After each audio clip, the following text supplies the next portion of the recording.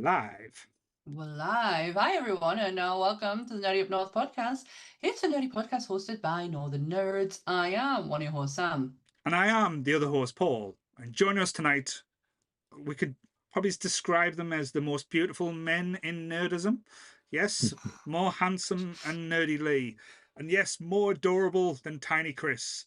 We have the beautiful, the enigmatic, the nerdy Jesus himself that's trying to show Sonic like before we even start.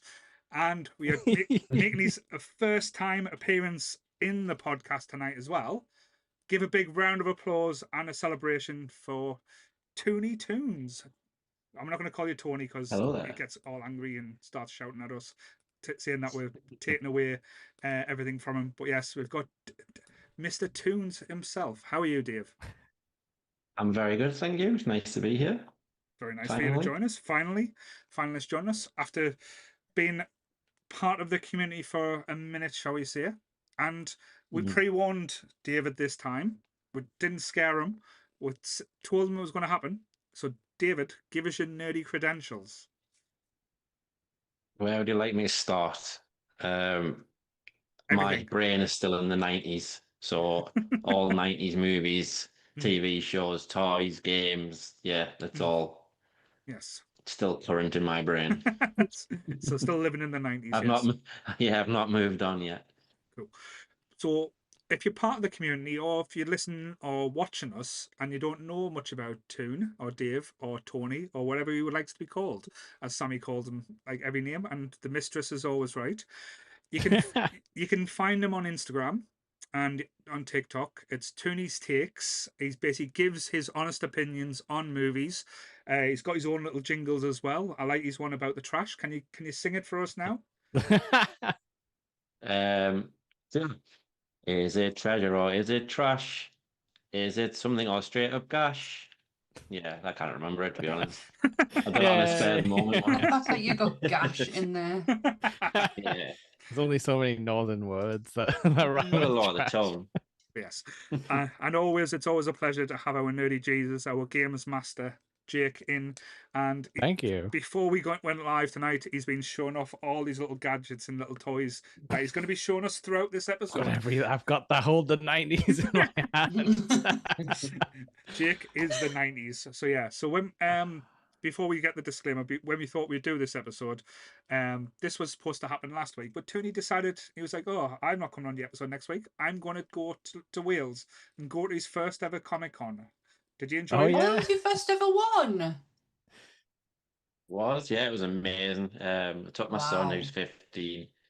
We met David Hayter, who is Solid Snake's voice, and my son just absolutely adores him. So yeah, it was amazing. Very cool. Very cool. So how does your son know Snake? Have you made him play like the PS1 98 game? Oh, he's froze. Oh, There he is, he's back. He was just being really still to be stealthy. He was being all stealthy steak on us, but yeah. Try not to stick in any pauses. just don't move. Don't touch the button. Don't cross the streams, as Sammy would always say. So yeah, Sammy, do you want to do the lovely disclaimer for us? Yes. So, everything discussed in today's episode is our opinions and our opinions alone. If you'd like to discuss anything from today's episode, please come and join us on the Facebook page. You can join the Nerdy Up North Discord or the comments section where we can have an open discussion. But what we won't have is anyone coming for us and telling us our opinions are wrong, because we can all agree to disagree in fandom. So, let's keep it fun, keep it kind, and keep the toxic behaviour out of nerdism. Very well said there, Sammy. So, yes, we decided to do the nostalgic 90s because we do have members of the Nerdy Up community that, rightly or wrongly, keep banging on saying the 90s was the greatest decade. Now, I'm not going to get into a tit or tat saying how wrong they are, how right they are, but we thought we've done a lot of 80s stuff. We've done a celebration of the 80s, and we've not really touched on the 90s too much. So we thought we'd go for the nostalgia. Not just talking about 90s movies, 90s TV shows, 90s games, like everything. We're going to go about everything, what the 90s meant for us. Because we do have like quite a wide range of ages here. So you've got the old in me, we've got the young in Jake, and we've got the middle of the ground in David and Sammy.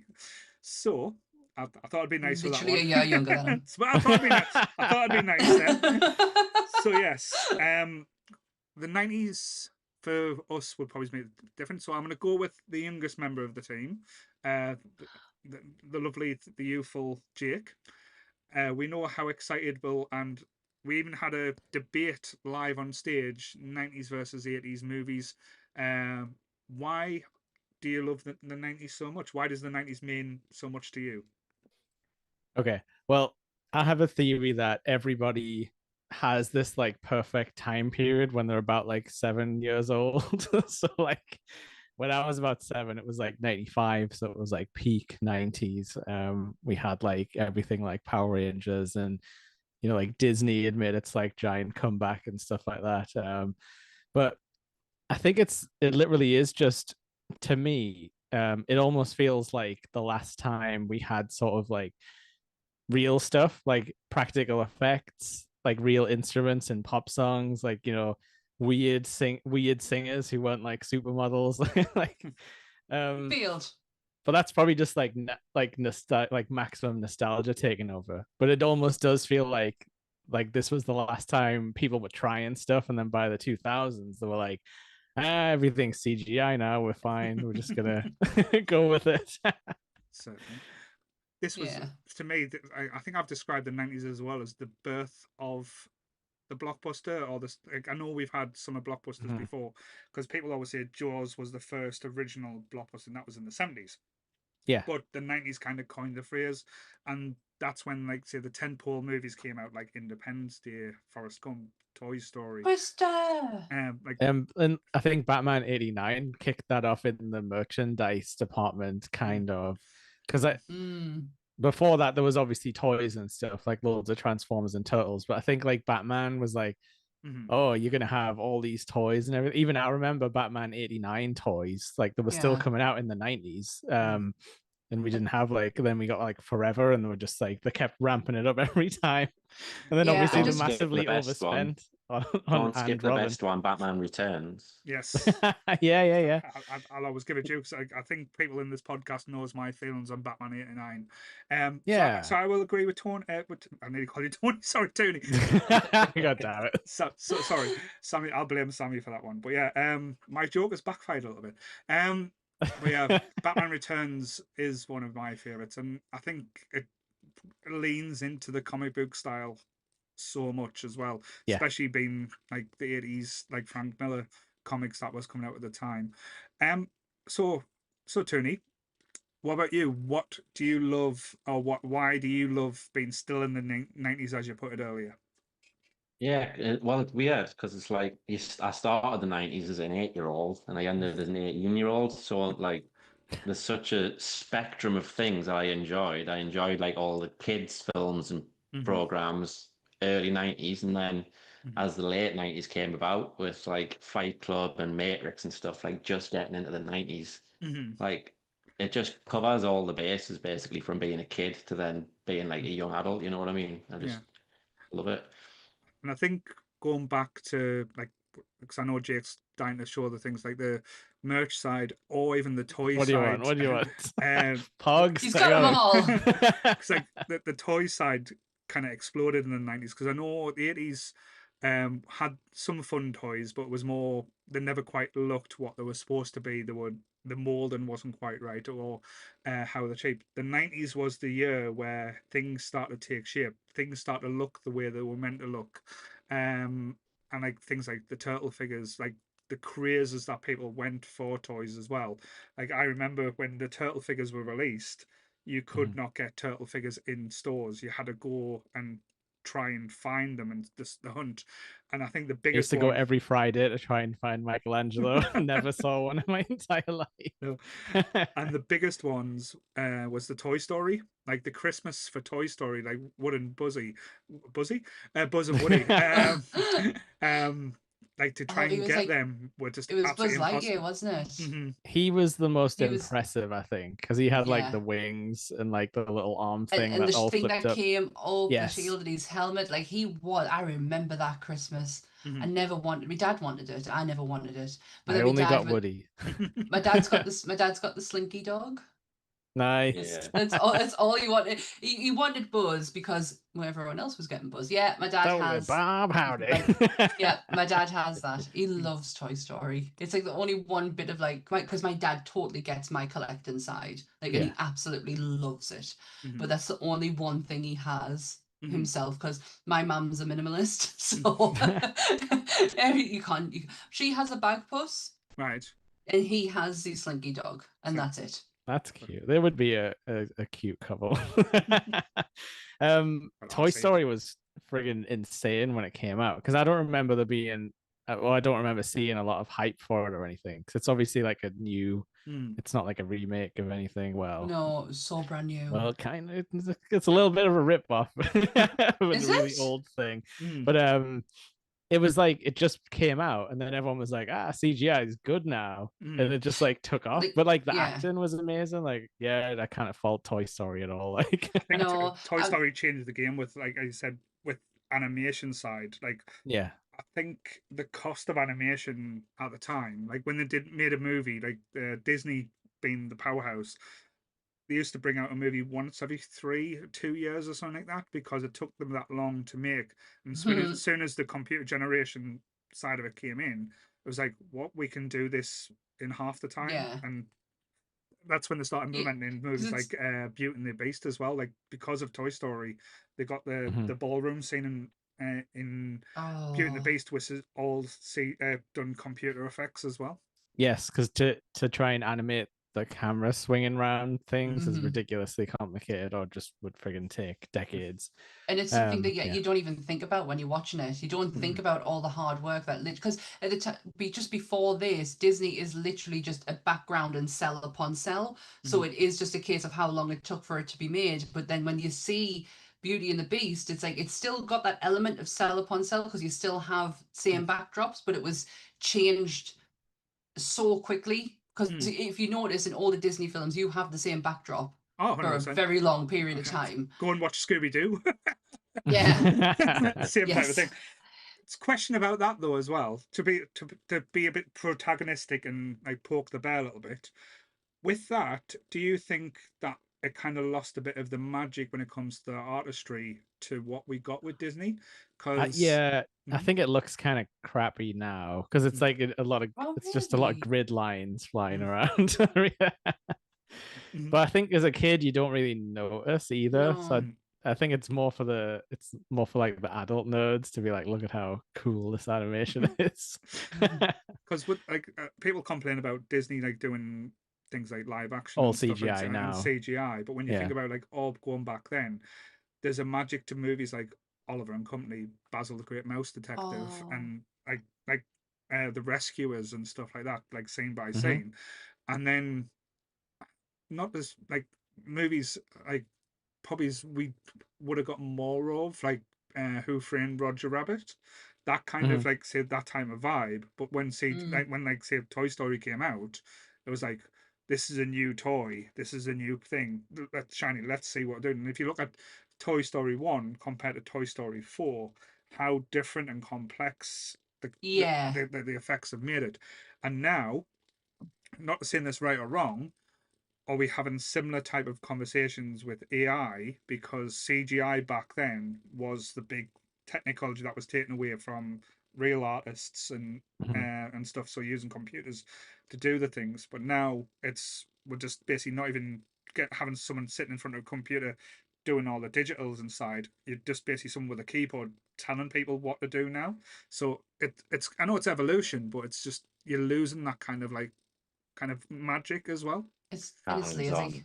The hands-on side of things, Yeah, it's so lazy. Sorry, AI is lazy. It's and like I suppose you'll always get people who are keeping the old ways alive, but then it's like, how much money do they end up getting? Like, someone could be a great like, cartoonist, but if they're not being paid, they have to just go and get any job, and it's like, you know, we could be losing out on the greats. But I'm sure there was a lot of people in Disney at the time, wasn't there, who hated Pixar for being like, because they basically took over effectively, because Disney movies look like Pixar movies now. Yeah, I went to in Florida. They had a studio that showed you like what it would be like to work on a Disney movie, and it's just it was magical. But it looked like it looked like hard work. But what if you go and take South Park, which is another 90s thing. Biggest thing, This I feel like, and I could be wrong, because the last series I watched of South Park was all about Trump and Hillary Clinton, and I'm just there for the funnies. I'm not really. I know it's a bit more shinier and brighter, but I feel like I still feel they use the same elements as they did from the first series. Yeah, it's the same techniques. They've just got better at what they're doing. It's the same with The Simpsons. The Simpsons is still drawn to a degree. It's just like the people working on it, they get better, the techniques get better, and you get better artists involved and stuff as well. Wallace and Gromit in there as well, can't you? Yeah, they still use claymation. Hell yeah, Wallace and Gromit. I am not a fan of Wallace and Gromit. Yes, you are. You just haven't watched one for a long time. That's the same. Lee's like, I hate Wallace and Gromit. I'm like, I've never seen it. But Lee loves puns and cheese, so I'm like, he just hasn't seen it because like that doesn't make sense. Yeah, he would love that. No, I'm just. It's my dad loves claymation. My dad's an artist, and he was so fascinated by claymation. Morph was just the idea that Morph could move across the screen blew his mind. So when it came to the like, yes, yeah, he was so fascinated by that artistry that we had to on Trapdoor. Yeah. I love Trapdoor. That's the thing. Like, even in the 90s, we were still getting a lot of TV show run over from the 80s and stuff like that. So I'm glad we got to see it, because I don't know how far back cartoon channels bother to go these days. You know, like with I don't know if there is any old stuff on there. My godson does watch a lot of Tom and Jerry. But at the moment we're really trying to drill Disney into him, so we're trying to, because we're going to Disney. You will be a Disney kid. We're trying to, well, watch your land, damn it. You love capitalism. It's all good. My best friend's favorite movie at Disney is Robin Hood. Right. So she's like, you will like it. That's will like it. But he loves Aristocats. But the films that they don't even talk about at Disney parks at all. So that's fine. I know. I was like, my other friend had just been to Disney, and I was like, oh, my godson's like really into the Aristocats, and she went, well, there's not there for them. I was like, which in Paris it should be, because the Aristocats is based in Paris. So in Paris, exactly. You do get some merch of like the girl cat, like the posh Marie girl cat. But that's about it. Did anybody go to Disney World in the 90s? I went the summer it opened. I did too. I went in 95 to Florida and saw Universal Studios as well. Yeah. I started going to Florida when I was 15. So it was 1990, 1998, 1999. 1998, 99. That's when I started going to Florida. But I went to Euro Disney, as it was called, the summer it opened. Oh, wow. So a weird thing happened, like when I went to Florida, because it was like the culmination of like all of the 90s things at the same time. Like the Power Rangers toys were out, so I was looking for them. So obviously looking for Game Boy games, you know, like Nintendo was like kicking off. Also, I was there when Who Shot Mr. Burns was going on. You know, when they had all the TV specials that were like, you know, when they had, because it was the part one was end of a season, and then part two was going to be the first of the next one, and people were like taking bets on Who Shot Mr. Burns. That's crazy. It was like the peak of Simpsons mania as well. I know it didn't end in the 90s, but I was there the final episode of Friends, and we watched it in City Walks on a big screen with a load of people. That's really cool. I think I went to Nickelodeon Studios and saw them filming some like puppet show thing. I can't remember. I've been to the Nickelodeon Studios. I can even picture where it is. It's like the entrance of Universal. You've got the Nickelodeon Studio, then Hanna-Barbera. But it had a big standee, didn't it? With like Ickis and like Ren and Stimpy and stuff, and the real monsters. It was so orange. So just to talk about Nickelodeon was wild in the 90s. Yeah, that's what I was going to talk about there. Like, I think because you mentioned it before with old cartoons or like leading up, like in the 80s and stuff, you were kind of brought up on Saturday morning TV shows. Used to be like Live and Danger Mouse. Kicking and stuff like that. Raccoons. Raccoons were on before school.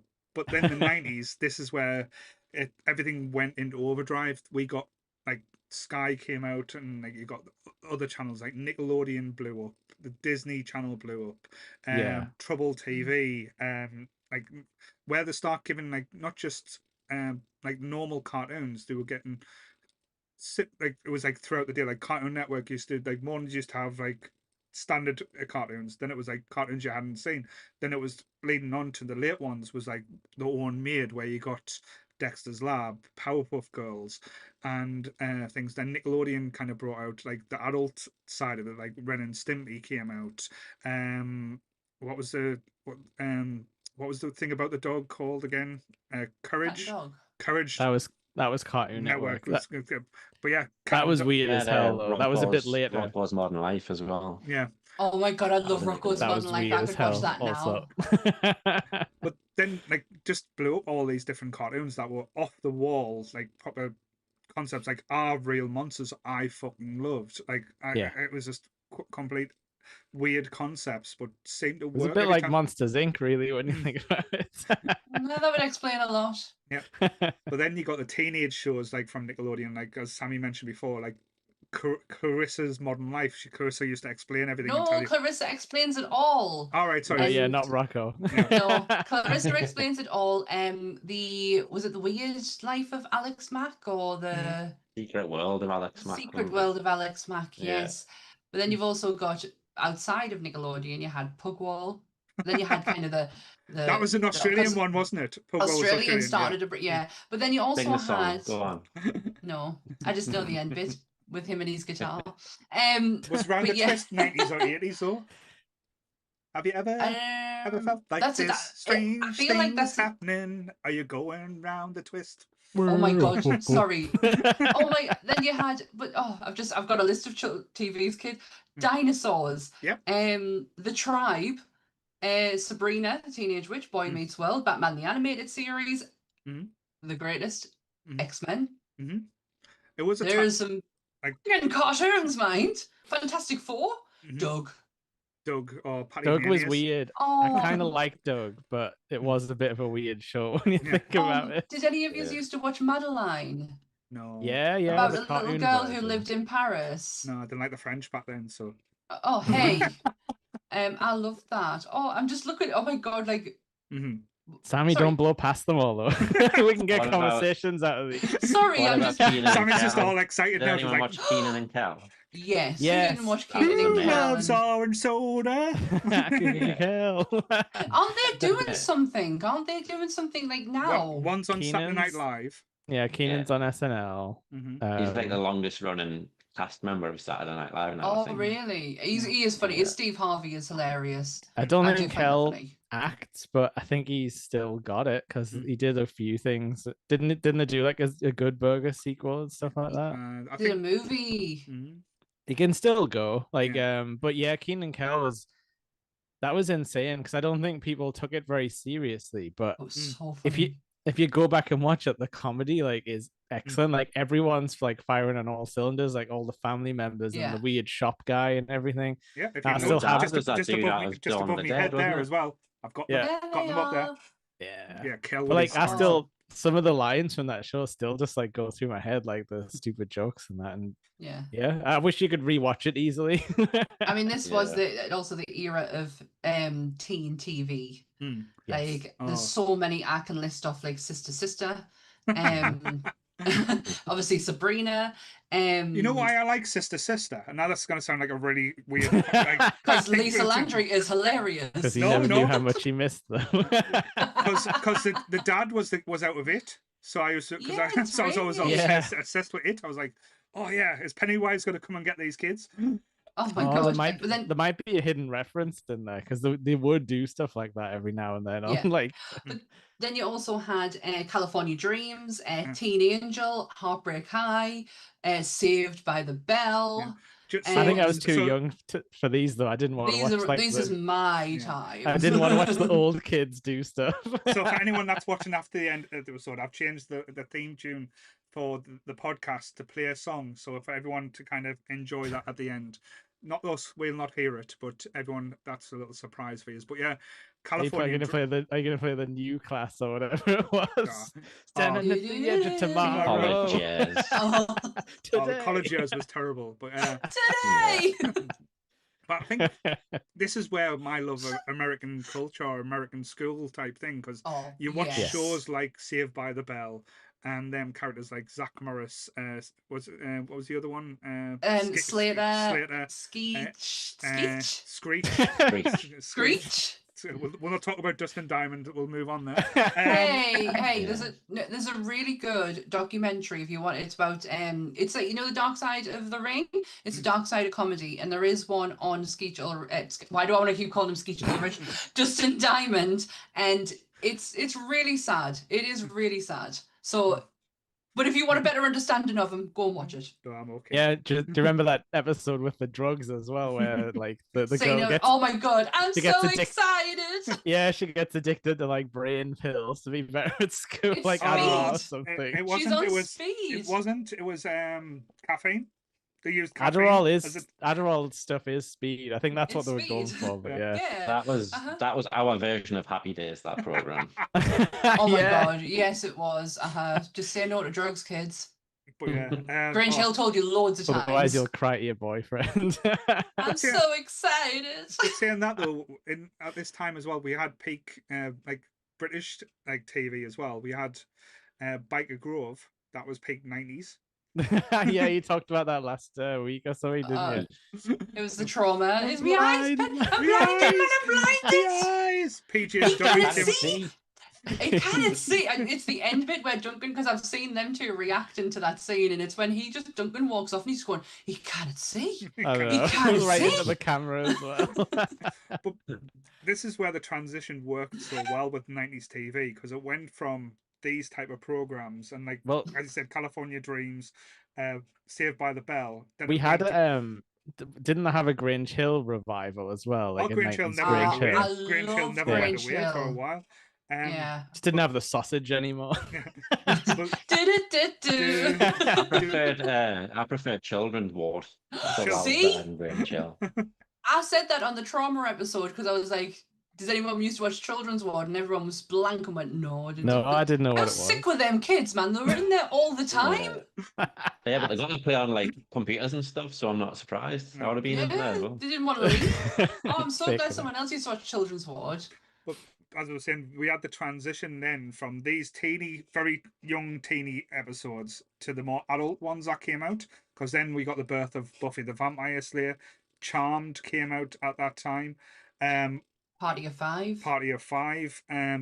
What was that one with Oh, I know what you're going to say. Claire Danes? Yes, This Life? No, not This Life. This Life was an amazing. My So-Called Life? My So-Called Life. That was absolutely. With Jared Leto. Oh, but this is before he The went all bastard. weird and you got scared Before of he him. started a cult. Yeah. Don't forget Dawson's Creek. Dawson's Creek needs to be in there. Oh my god.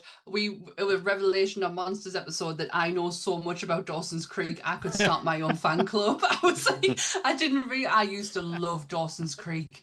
Oh, it's Billy so good. Holmes was just like, oh, I love this so It was much. the best. Joey, man, she was Sure. awesome. And Dawson was So- such a pedantic little horrible prick. He was So we're horrible. So we're going to start an argument now. So who should Joey have ended up with, Pacey or Pacey. Dawson? There's no argument, it's Yes. Pacey. No, I Pacey didn't like. was cool, I think. I didn't like Pacey. I thought he was a better. Oh, I'm sorry. No, he wasn't. Pacey was the best for her. He was the better person for her. Dawson was so far up his fucking movie making arse that he just didn't really look. Because all he wanted to be was, I'm going to be this amazing director. Dawson, you're not. You're really not. Just stop. No. Sorry. I have apparently very strong feelings about Dawson's Creek. And obviously the writer of Dawson's Creek was the guy who wrote Scream and stuff, didn't he? Yeah, it's Kevin Williamson. So, yeah.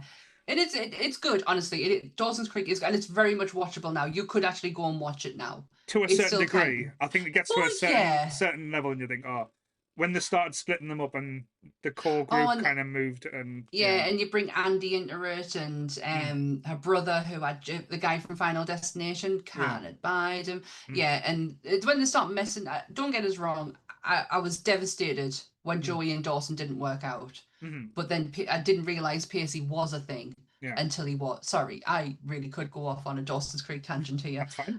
That's what we're here for, to get all this out, get all the trauma and get all the conversation. It's interesting, isn't it? 'Cause I think like nearly every sort of teen show we've talked about just there all had like, you know, oh, we're going to college now and we're going to like mess everything up and change the actors and things. Does anyone actually enjoy when that happens? Because I hated when like Buffy went to college and stuff like that, and then it was like, oh, Riley showed up, and I'm like, oh, this is shit. Like... and the course corrected and went back to all the classic guys. But Sabrina did it too, where she goes to college and leaves and Harvey. She dumps Harvey? Yeah, and there's like a horrible new guy, but then they eventually just bring Harvey back. But then she left Valerie like a nerdy friend and got like a new friend. And I'm just like, what's going on? Oh, honestly, Sabrina still gets quoted in my house, especially between me and my mom. And it's Salem the cat. It's when he's dressed up as a mafia boss, and he's like, "I'd like to introduce you to Don Tutti Frutti and Dum Dum Dum."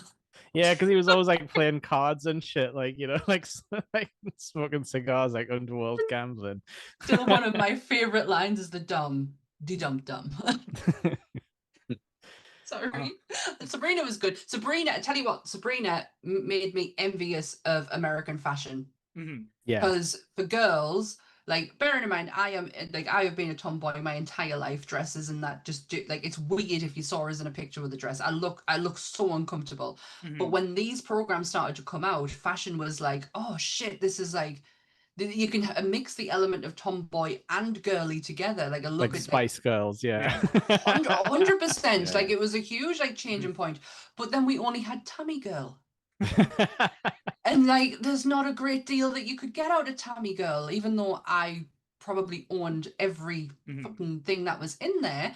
But it was the fashion for, I don't know if you guys can relate, but especially the fashion for females was very envious when you're looking at the likes of Sabrina and you're like, oh, look at your the men had like the vest with the shirt with the flames on and stuff, so we look really cool as well.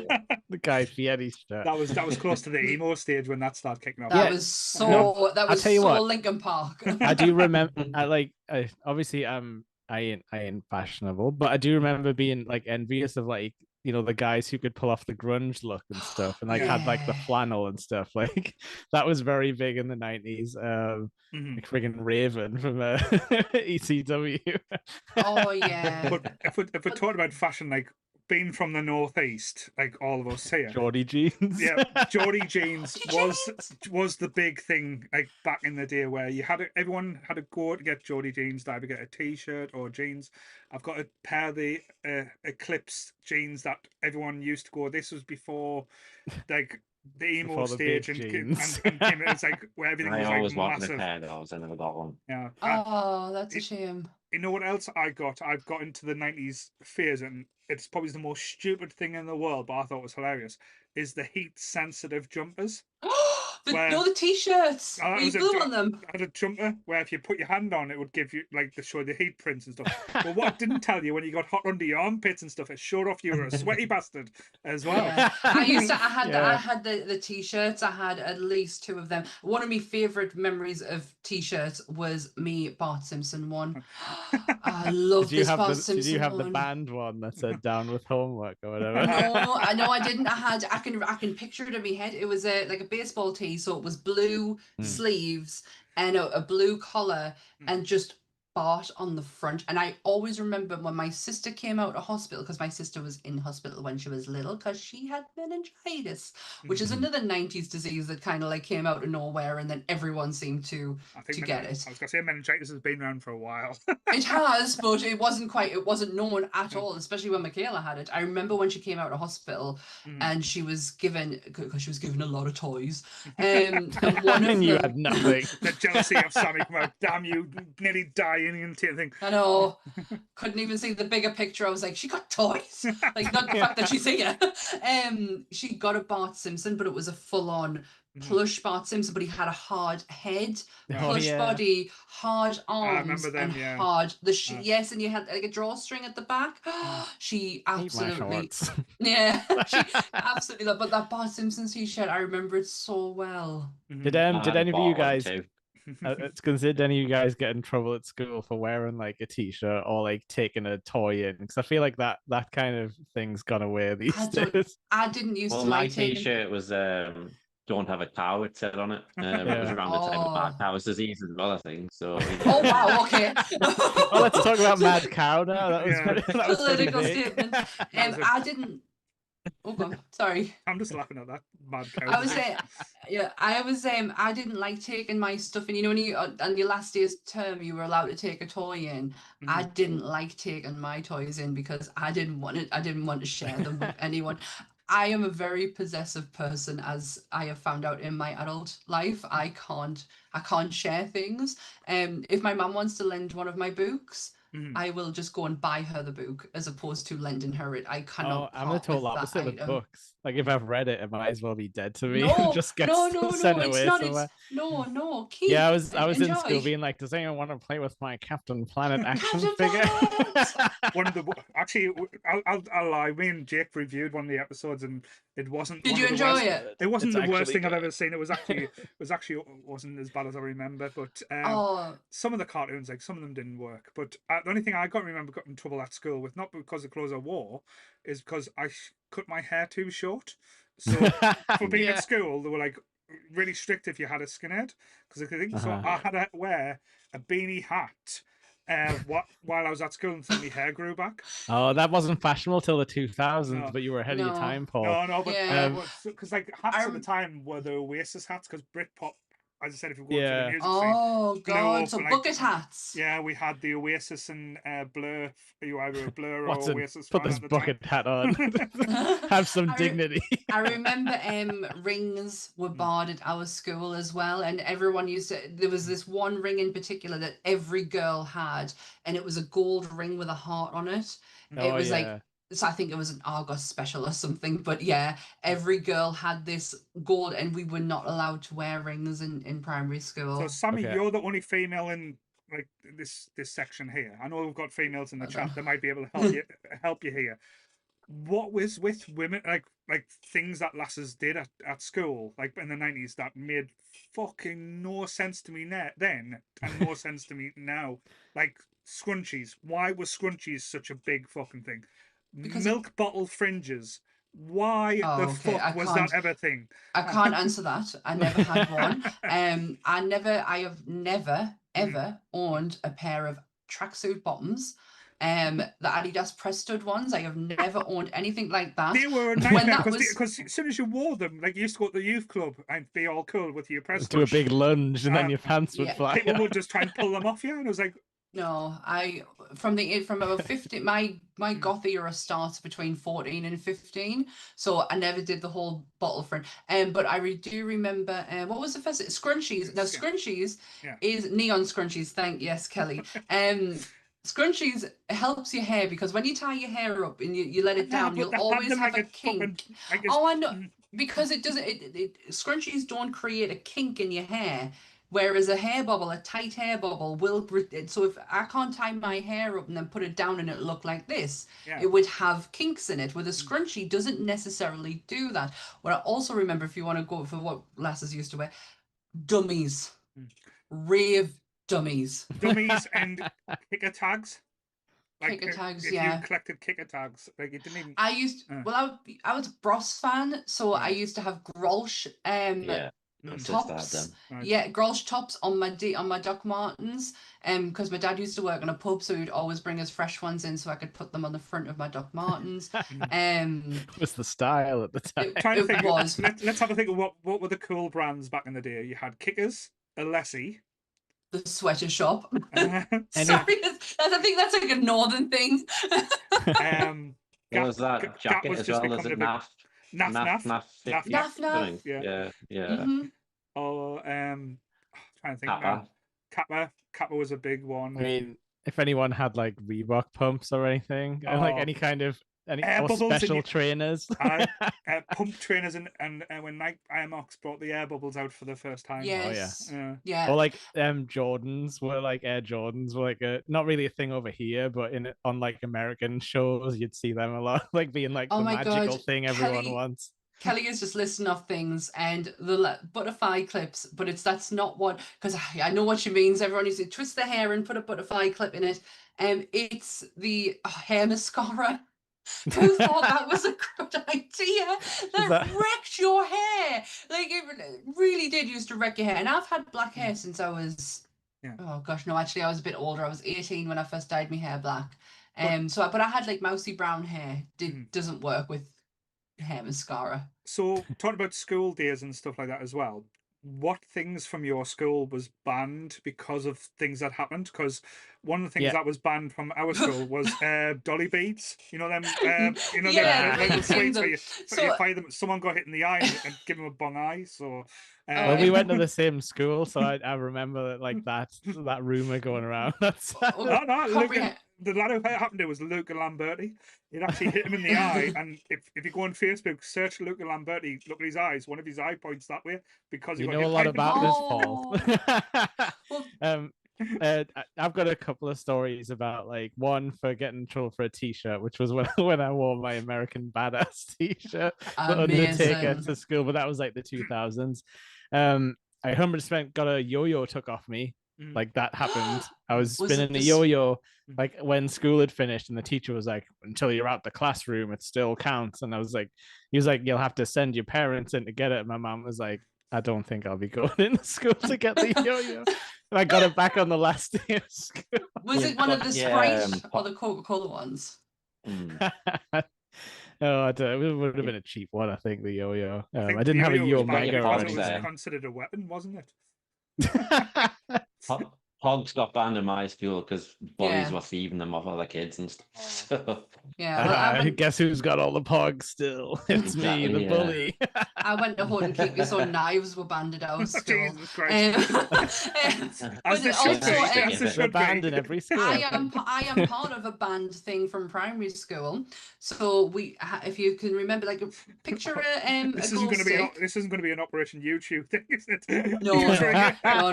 No. So you used to get like these jelly bands, like these jelly bracelets that had like glitter and like liquid in them. You had to have as many on them as possible.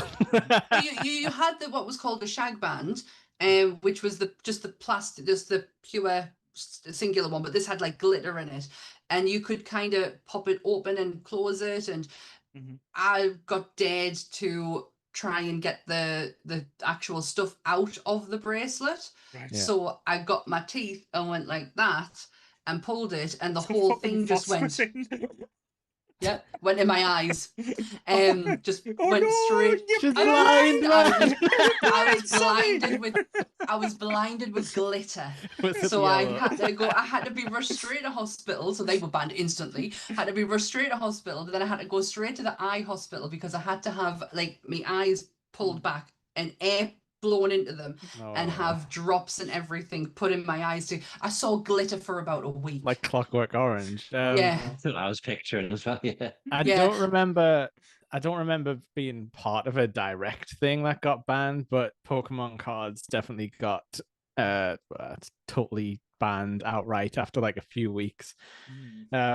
Because kids used to do crazy stuff where they'd be like scramble and like throw like hundreds of cards in the air, and then everyone would be like scratching around on the floor like in movies. So Pokemon cards have been causing chaos since the 90s. Yeah, does anyone remember? I can't remember the name of them. They were like Pogs, but they were metal. It was about this big. And you would have like a weird flappy hand, like you would hit them with like a plastic. I feel like I do, but it's the hand I can remember, not the metal things. Yeah, because we obviously used to hit each other with that tiny hand as well, and like leave, slap each other with it. We used to get the Bulldogs got banned from my school playing British Bulldogs because I got pushed against the wall and split my chin open. So you were the one, the weakling who got the game banned. So I got them bracelets banned, but I also got a park closed down as well. Are you allowed to tell the story? Yeah. It's so weird because where I live is like where I am now is the streets I grew up in. Like I'm literally 2 minutes away from the house I was born Family in. from the block. Yep. Yeah, it is literally, and it is a block. It's a circle, but in the middle of that circle is this bit of land, like this concrete bit of land, and it's behind my grandmother's house, and it's used to have one of those trench, like the banana slides, the metal banana slides that you would burn yourself down when you go on them. One of them, and it had 4 swings. And I thought I was being a clever shit by saying to my dad, push me higher, push me higher. Look, Dad, I've got no hands. And boom, came straight off where it's concrete at the bottom. And I have a beautiful... Health and safety wasn't a thing back then. I have a beautiful scar going across the top of my head where I split it open. The council found out and shut the park down. And it is literally... it's still there. It's a dumping ground for God knows what now. It's been blocked off. Toxic waste. Yeah. I got a whole park shut down. But it's interesting. That's impressive. With Jake mentioned Pogs, because Pogs was a big thing for me back in school, because there was always different variations of Pogs. You had the ones that used to shown, which are the professional and the the official Pog brand Pogs. Pog brands where it's got a little caveman, and there was like a collector's item. There was a set to collect. And there was the knockoff Pogs that you used to get from the corner shop. Like official Slammer Whammers, which is this termite who's on a bike, I guess. Because with Mad Monster caps.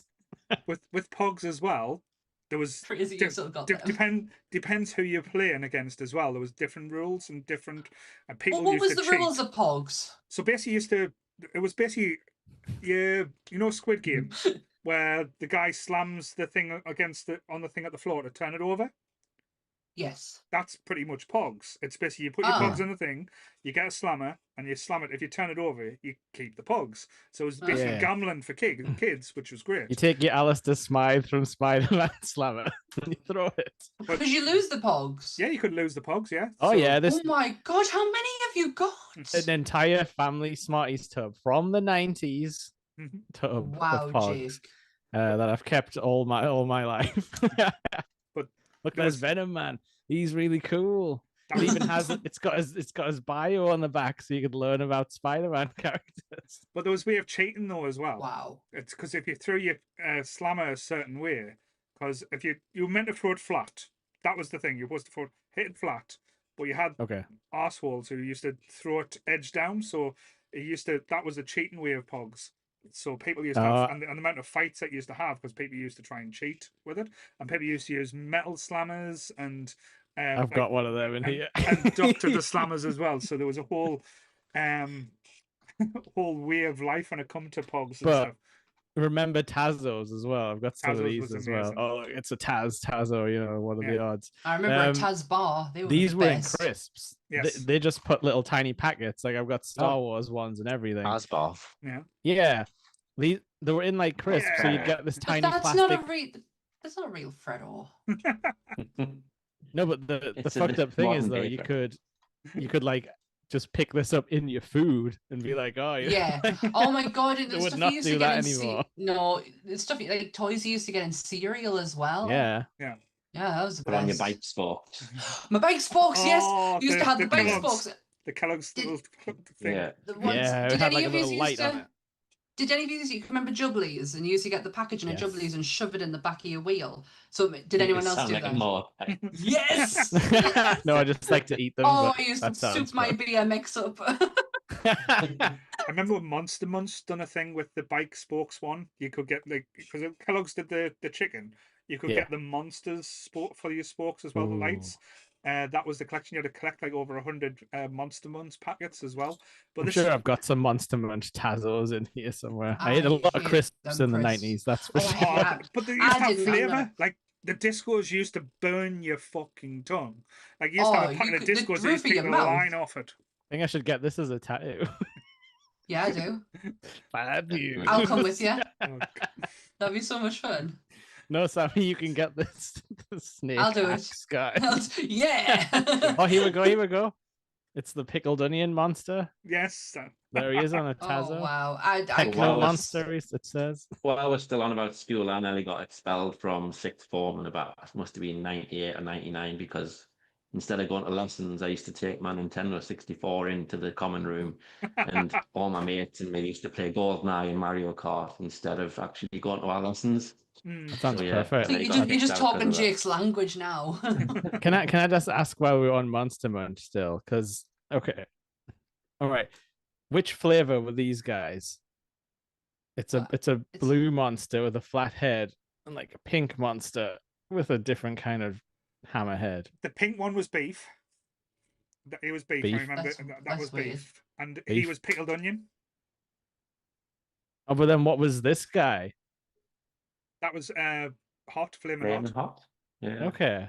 So then they just changed this guy to an orange monster at some point. Yeah, Huh. because they never had salt and vinegar. There was because originally there was only 2 flavors of Did Monster they do Munch. salt and vinegar Monster Munch? They've never had salt and I vinegar. I was don't gonna think. say. Could be No. wrong. Kelly But is the that's- oracle of anything 90s, so Kelly will tell us in the chat.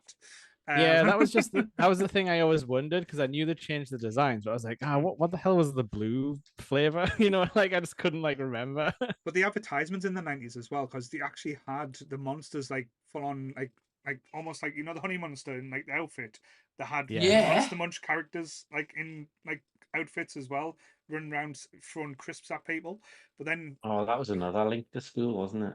The Tango The advert. Tango Oh. advert. Me and Anth watched them not long ago. Was They're that still banned really as well? funny. Yeah, you Yeah, So you got couldn't you people got slap slapping people. people's ears. yes. You just got what was the slogan? You've been tangoed. Yeah, that was it. But it was like pure slap. Yeah, and it was like because you don't see them coming. Like he has this like whoosh, and then all of a sudden he's being slapped. But then it's like let's watch that in slow motion. Yeah. Anytime anyone is orange for any reason, that's what English comment section says. because they changed it from the slap to the kiss, didn't they? Yeah. Yeah, just the tango It's- sexual assault instead. Yeah. Yes. I know you guys had Pokemon cards, but But us Paul, it's the shocker. but Oh, us look, Paul, it's ladies, Hydro, man. Oh, we're just going to do an episode it's- of Jake just showing us all Jake his just pods. showing his pogs, just a pure on show and tell for his pogs. I'll give Oh, yeah, Sammy this one. She But look can at the turn it into joy a in his face. t-shirt. Look Yay! at the joy The in world's Jake's face. best kid. I've never seen Jake smile so much. In my I've life. genuinely not seen him so happy to be playing with these Pogs are pogs. good. No, you guys had Pokemon cards. We had Take That trading cards. Did we? We did. I didn't. We had. I didn't say you. Yes, you I did, said. Paul. I said as ladies had Take That trading cards, and I remember doing. My friend's mother owned the Campanile Hotel, and she would make us, not make us, but she would actually pay us to put letters into envelopes. And we would get money to then go up and buy a shit ton of these Take That cards. And they were just literal like facts on the back with like pictures of Take That. Obsessed. Absolutely obsessed. See, we didn't have trading cards back then. Well, I think the first trading card set I tried to collect was the Simpsons one when the Simpsons first came out. But I was probably back in the 80s. We Yeah. had Panini Footy stickers. sticker albums, not just football. They had like anytime there was a big movie release, they'd release the sticker album. So that was right. the thing to collect, like, and how much money they would have made, like to fill a sticker album. You're paying what now? I think they did a thing where it's like nearly £200 to get like if you just do it normally to buy the stickers and collect them as like randomly and stuff like that. It's crazy. But we did used to actually trade them though, because you'd have kids with the stack and you'd be like, got, Need. going through. Yeah. But yeah, do you remember as well, like once you got to like a certain point, like 30 or 50, you could just fill in a sheet and pay some money and they would just send you like the last 30 cards. It was like in the middle. Magazines were amazing back then as well. If you used, especially like ones where it was like you would get a free something with the first one, but then and it would be like a reasonable price, but the next issue would be like sky high to where your parents ain't paying that no more. It's like, build a robot, and you're like, this is gonna be amazing. For £1 I get to build a robot every week. I can remember mine in my sister's bedroom back when we lived in Hunter Street, because we shared a bedroom. We used to have bunk beds initially, and then they got separated decorated, and it was a very long room, and it was 2 beds here, and we had the toy cupboard at the bottom, which was the old airing cupboard, and a table, which I thought I was the shits when I got this table and chair. Mind, I was like, oh my god, I'm so grown up. Look at me. Look at me with my table and chair. And we had 2 white wardrobes, but what we had in the middle of the room, hanging from an pink elephant fucking lampshade, was a skeleton. Was a full-on paper, like cardboard skeleton that my mum constructed to hang from our lampshade. You got a different bone every week, did you? Pretty much. And she literally constructed it all. I think I remember that one. Tony was waiting for that little joke there. He was looking at scratching his chin going, yes, I'm going to get this one in. She tried her best to do this. Like, our room was decorated in this god-awful pink pastel, like stripy pink and white, and then it had a border with ducks on it, and then pink. That was fucking horrible. But then this great skull in the like skeleton in the middle of it. I was like, oh, see, that's what I need to focus on. And then I moved house and got my own bedroom, and ta-da, Michaela. Just thinking about, like, say, the 90s as well, because we've talked about a lot of the stuff thing. We haven't even touched on the movies of the 90s as well. No, we haven't. One of the things that, if you're looking at some of the movies that did come out at the time, and I'll start with Tony with this one, because he has just basically went through the decade and things. So what would you say was, in your opinion, some of the biggest hits from the 90s, movie-wise? For me, like I say, it's kind of split into 2 things for me. Like when I was younger, and then obviously when I got older. So early 90s, you've got things like Kindergarten Cop, Drop Dead Fred, which appealed to the young me. Cool Runnings, Ace Ventura. Obviously, Jim Carrey was massive in the 90s. Probably the biggest movie movie star. star. Jim Carrey. All. By judging my face. I was there when you bought that. That's the best thing about yeah. living now. You can buy 90s nostalgia everywhere. Yeah. But things like Goodfellas, Fight Club, Matrix, like, yeah, Jurassic Park, massive 90s movies. My first ever pirate copy of a watching, it was Jurassic Park. My granddad knew the man in the van. And did it sound terrible? Like, like when the Disney things would be like, "Mom, there's something wrong with the video." I'd be like, why is that? It was. Do you know what? It was. Me and my mum were talking about this the other day, because my mum remembers watching it on pirate copy, because I've never seen Jurassic Park on the big screen. I did go to the cinema in Sunderland for that. Like, no, I've never seen it on the big screen. But I remember watching it with my granddad, and just all these people's heads. And I was like, oh god, this is an experience. And stuff. Yeah. That's what I had my like South Park and Pokemon the movie were like copies, like filmed in the back of the cinema, like proper style. There was a lot of dodginess going on around, not just like my uncle used to get a lot of stuff off the back of a van, like Tommy Hilfiger perfume. I had that in abundance. George, my pound puppy. He came from the back of a van. Yeah, my nana once got iPods like that. Yeah, worked at a call center. I used to, when I first started my job, I used to win all that stuff all the time. Like, I came out with all sorts. Now it's like, no. Yeah. Say from the 90s, that like it's interesting when we're looking at the movie side, because this is where my love of the cinema kind of grew, and this is where, like, no, it's not like a sad story of Paul. This is where I used to go to the cinema by myself to go and see movies. This is when I was younger, and families used to take us in and think, "Oh, look, this lonely little boy by himself at the cinema." Boy. Yes, you've said that. I was like, it used to happen, but you couldn't. Get me popcorn. Go to hell. This kid used to eat rocks. Let's save him. But this is where my love of movies kind of excelled and grew. Like, I have got a soft spot for the 80s, but the 80s movies, it's very, if you think about an 80s movie, it's very much of a certain genre or a certain time.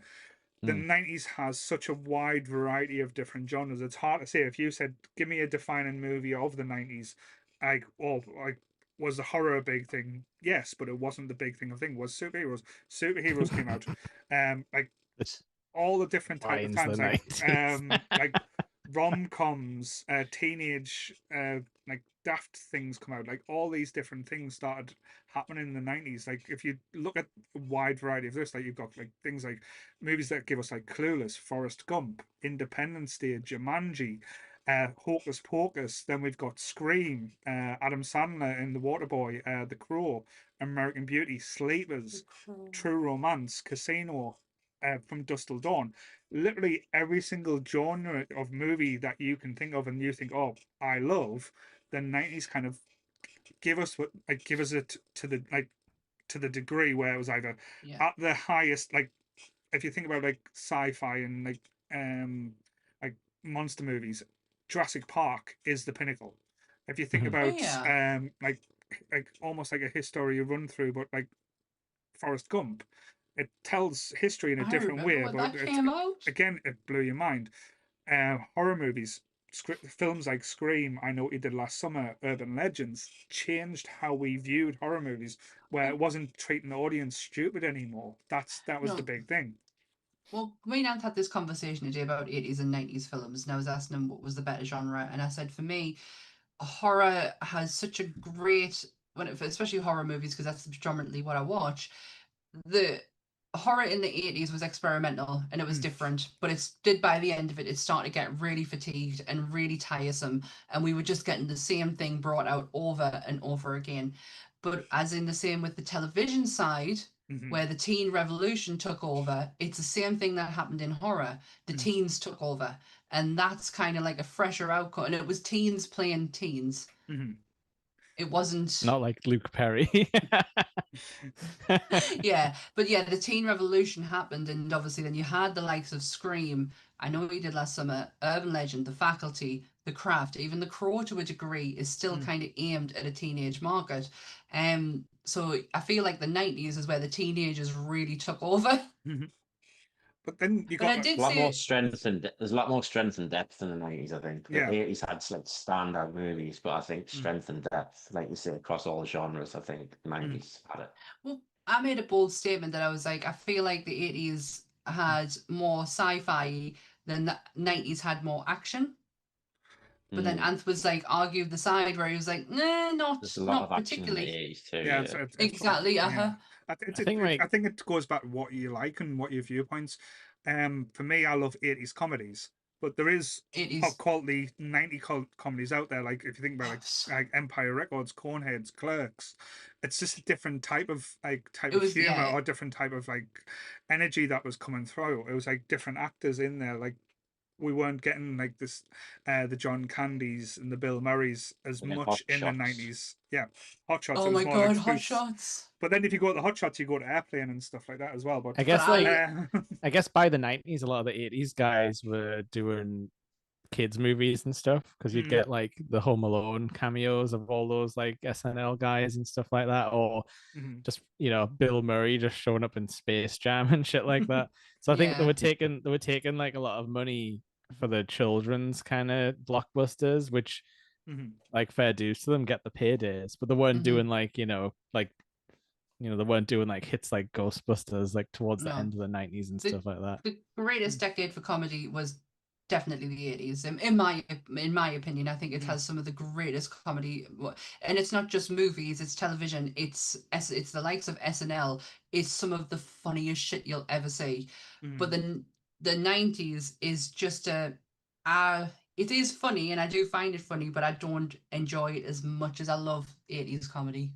I guess like for me with comedy, it's a very much like time and place in my life thing. Like I didn't really keep up with like comedy movies past like Step Brothers. I think would be the last one that I thought was good. Like anything post Step Brothers, I'm like, that's not funny. Like I don't know what it is.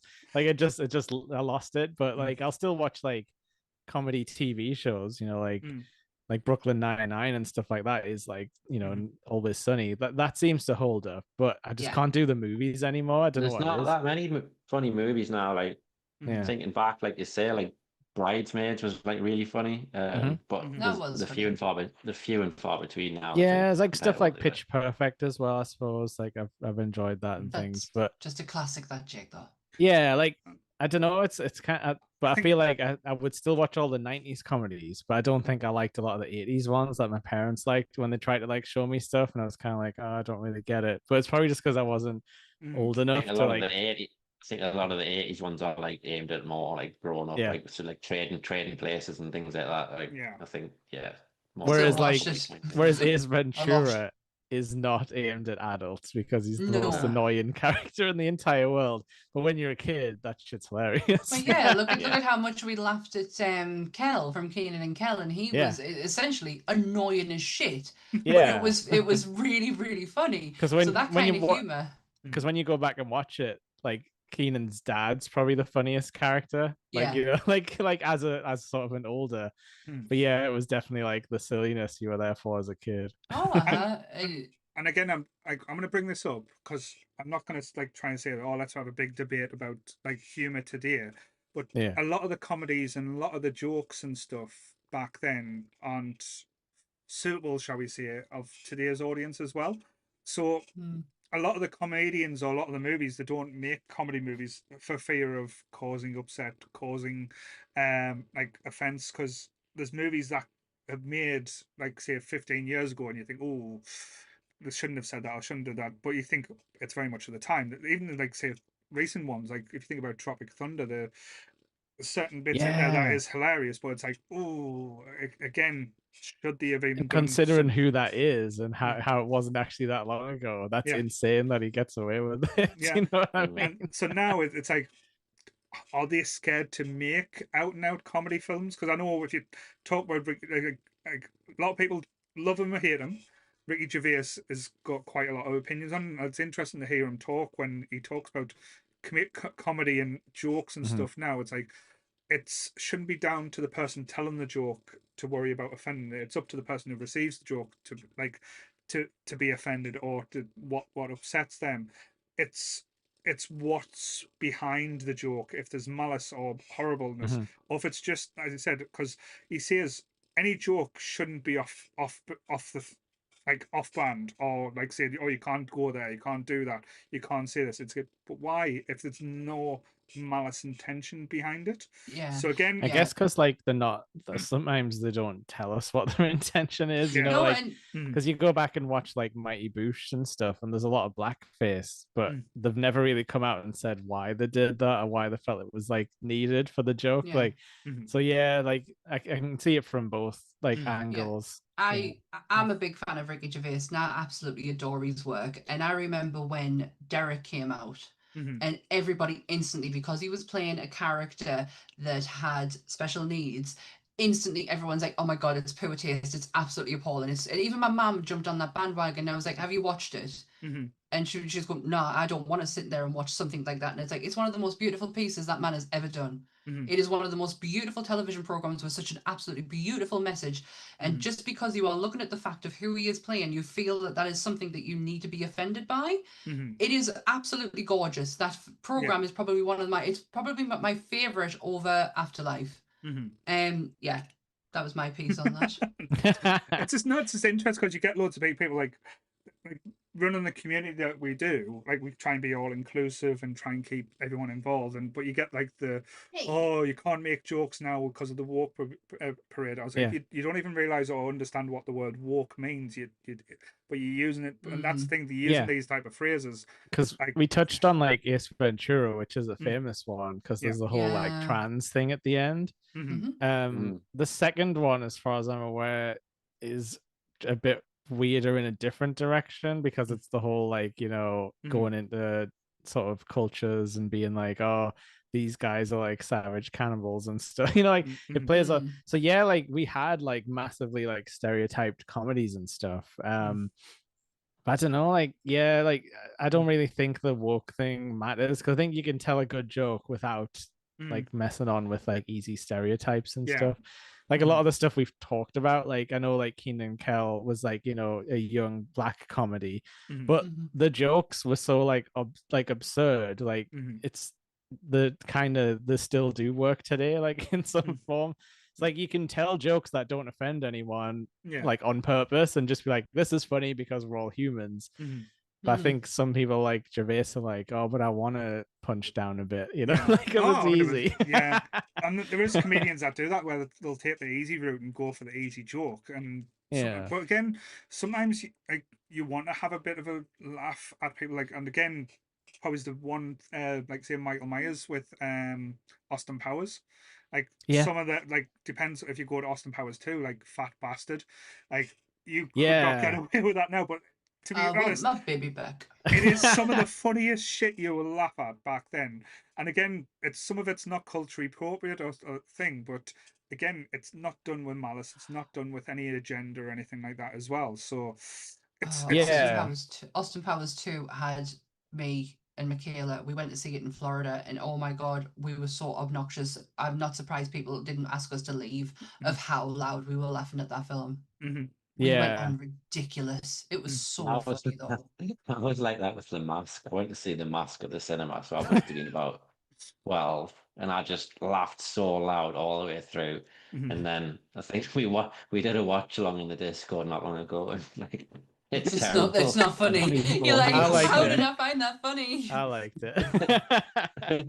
See, picture of Calloway's wife. It's one of those things. Again, with Jim Carrey, I think it's like one note type thing. Like, fair enough. I do like him in Man in the Moon when he plays Andy Kaufman.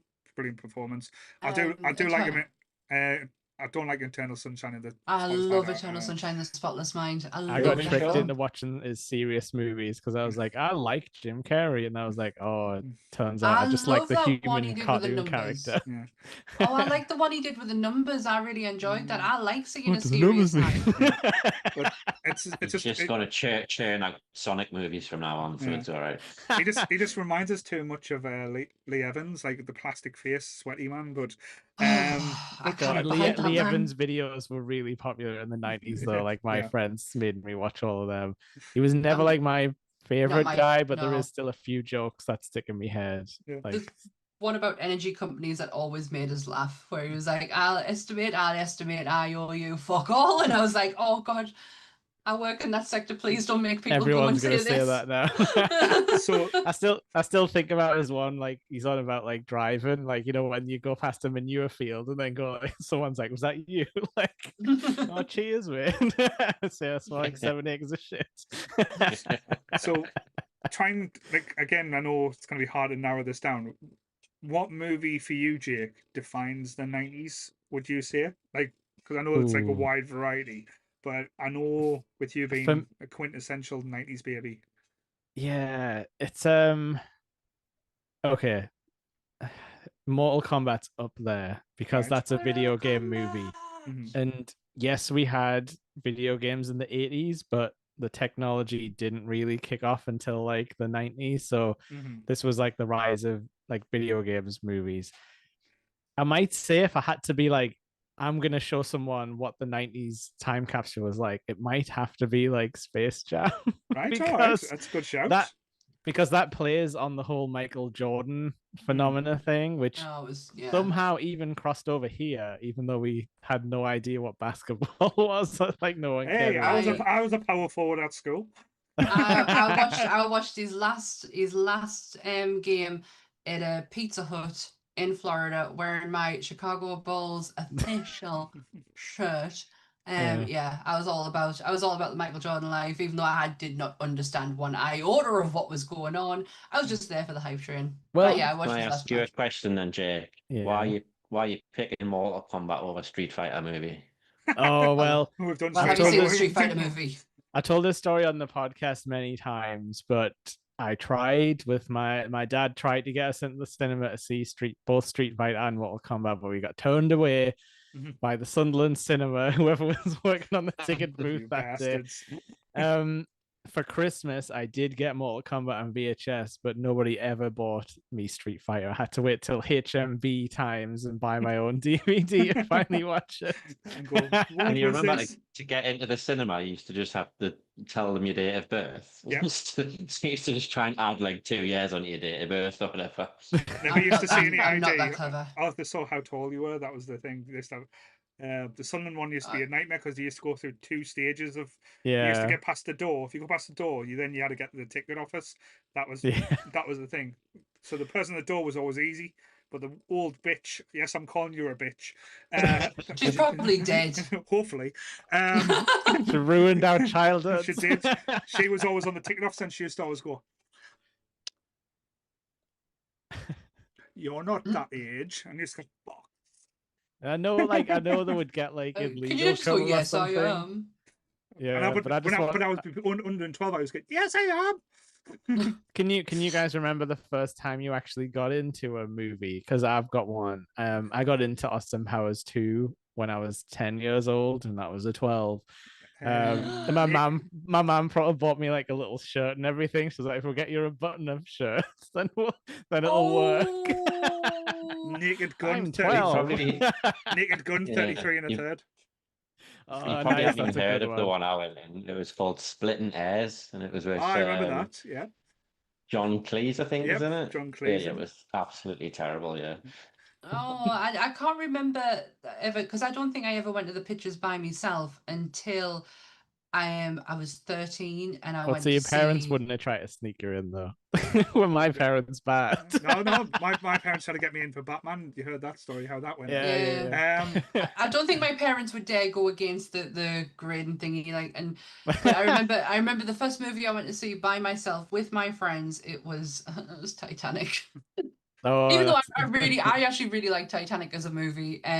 It's the prequel to Downton Abbey. So that was a girls' movie, Sammy. So I mean, I am one, Jake. You know, No. I know I didn't grow up like one, but I am one. No, I'm only kidding. We all watched it because it was like an event, but I do enjoy. It had Kate Winslet's boobs in. I watched it. I was gonna bring this up earlier, but Sammy's so Sammy, your parents were the ones who were watching like the start of the videos and like being like, video certificates are there to help you make the right choice. Thanks for listening. Yeah, so they were paying full attention. They may have been paying attention to that, but they didn't pay attention to the you wouldn't steal from a policeman. Yeah, because they were fine with us. They were totally fine with us watching dodgy copies of things, pirate videos. I love that advert. Oh, is it on the IT Club? Yeah. It's like you wouldn't steal a policeman's helmet. Yeah. You wouldn't then shit in the policeman's helmet and then send it to the policeman's widow. I did get turfed out with a film like before getting into the movie for a famous one, Forrest Gump. I wasn't. It was a 12, and I wasn't quite a 12, and I was talking to some lads because I was one of the ones I waited at the front.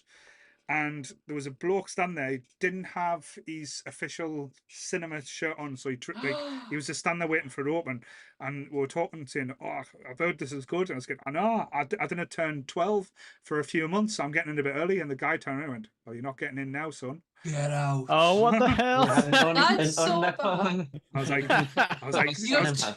like, "You spy!" You got turfed for Forrest Gump. I remember when Forrest Gump came out, and the absolute phenomenal, like the press that was done for it was like, this is something we've never seen before. We're never gonna see again. Tom Hanks said he's best.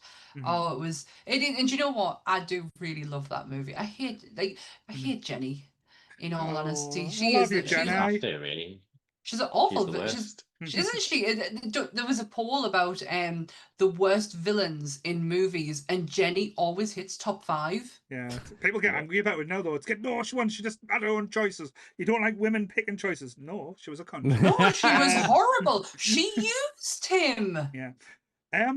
So Sammy, same question I asked Dave and Jake. What movie or what movies do you think defines the 90s for you? Probably for me is going to be the likes of Scream, of The Crow, of The Craft, because this is a time, you know, I was 6 when the 90s started, and I was like 15, 16 when it ended, and because I'm the younger side of the calendar.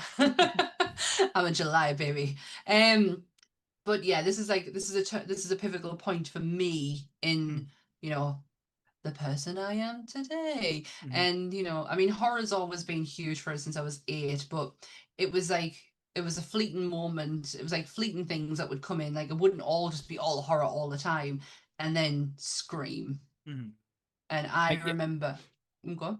I was gonna say I don't remember what I remember. I don't remember a lot of horrors in the 90s, but what I remember is my friends wanting to watch like old 80s horrors, being like, "Oh, we're gonna watch like Oh, see, the I'd already watched it. Salem's Lot or like The Omen, or we're gonna like find The Exorcist." Like, you know, like it was all people trying to get like old band stuff like back then. Yeah. But then, yes, when the slashers hit, that was like Yeah. another level. I remember Scream was Christmas, and my friend had gotten a copy of, again from the man in the van, a copy of this movie that was knew nothing about, knew not a goddamn thing. And when we watched it, it was like lives would change that day. Like massively would change. We sat and watched it in my friend's house, and I wasn't living here anymore. I'd moved down to where my parents live now, which is like a 5-minute walk.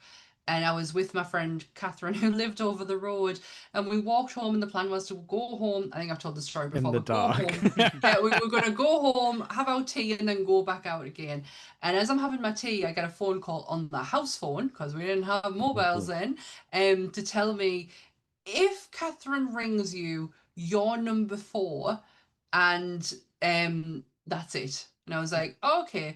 It wasn't Catherine who rang us. It was Catherine's mum who came to the door. My friends, and this is how gullible, I thought I was gullible. This is how gullible Catherine was. She didn't even realise that they were doing it based off the movie that she had just watched, and they were giving her prank phone calls at her house.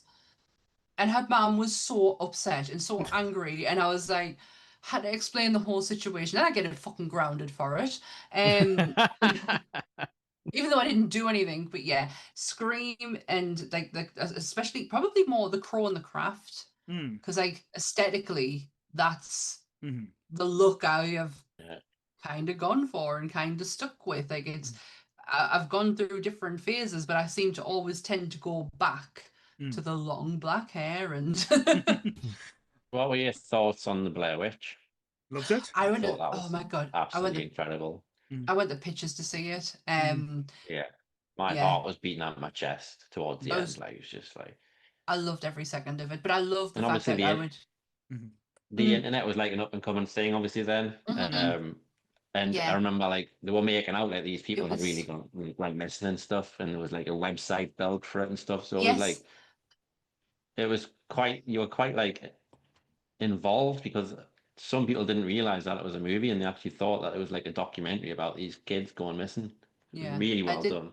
I did an episode on monsters this year for it, and the work that went in behind it, because these guys were absolutely obsessed with reality TV show, but the paranormal side of it. And that's all they really wanted to do was that, and it's honestly the production side of it, the promo work for it was something we'd never ever seen, and we cannot we can't do it again. No, because it's all been done before. It changed the game. That was the thing. I think that the best way to describe it, proved that like there's a few movies that were made in the 90s that proved that you didn't have to have mega bucks or mega like big productions to make. Like Blair Witch was huge, were instrumental, changed marketing, changed viral campaigns, changed how movies kind of were viewed at that point. Other one was Clerks.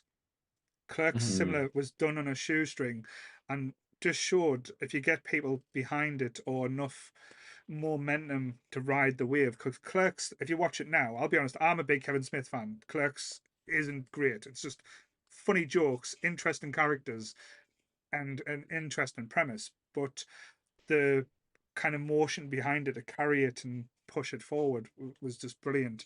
But I preferred Mallrats, but I think obviously Mallrats wouldn't have existed without that Clerks push. No, so. absolutely not. And what I love the fact that Clerks had one of the greatest conversations in there about the trash compactor people on the Death Star, and you know what their job would be and everything, and the fact that then how many years later in Force Awakens it's actually played out for Kevin. Like I think that is such a brilliant moment. But Clerks, I love Clerks, but I love Clerks 2 more. The fun, the the funniness in that is so much better. Clerks, But I love Clerks 3. Like, see, I just love Kevin Smith, to be fair. Like, I can't think that he is. Hey, I even love the reboot, so I didn't. that's how much I love Did him. you I love love the him more than cartoon you. show? I did. Yes, I watched the cartoon. I had the cartoon show on DVD as well. I've listened to his podcasts. I support the man fully. He's also just done an episode for Last Podcast on the Left as well. And if he wanted to come on this podcast, I would get on my knees and suck a dick just to get him on. I'm not going to lie. Hey, the thought. You haven't said that guys. for a while. Yeah, it's true. I've not been on Twitter for a while. That's the thing. So I took myself on Twitter. Me daily tweets to say, Kevin, if you want a blowjob, you can come on Nerdy Up North podcast, free of charge. It's out there. I'm not ashamed to say that. He has said it many times before. Yeah. But to me, it's a difficult, like as Tony said, it's a difficult one to try and think. I think the obvious choice would be Jurassic Park. But yeah, because that was like a mixture of like, oh, we're gonna add CGI and like practical effects, and you couldn't do this movie. And at we're any gonna other blow point. your eyeballs out with the. It was really dinosaurs. cool. It was. If I'm going to go back to Paul from the 90s, the film that blew me away so much, and it's a film that we haven't really spoke about on this podcast, which is amazing. Now I'm talking about Independence Day. I remember going to seeing that and seeing what, like, if you watch it now, it still holds up, but the cast, the scope, the size, the idea, and everything, and if you look into the making of it as well, it's just like practical special effects, all the combination. It's literally one of the greatest and biggest summer blockbuster movies that's ever been made in my eyes. I know they try to capture the fire again with like the sequel that shouldn't have ever been made.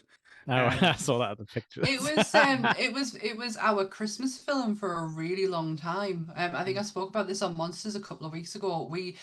It just one Christmas Eve it was on ITV, and it just became this thing that we did every year afterwards. Like we would watch Independence Day on Christmas Eve. It's not even it's a summer film. It's based in July 4th. Like yeah, but yeah, we used to watch it on Christmas Eve. I do really like it, Independence Day. But there's a lot of action movies that I love. It was so like Independence Day was so famous though. It even shows up in Austin Powers because he goes the White House. Yeah, because he goes back in time and then plays the clip for like the current president. He's like, I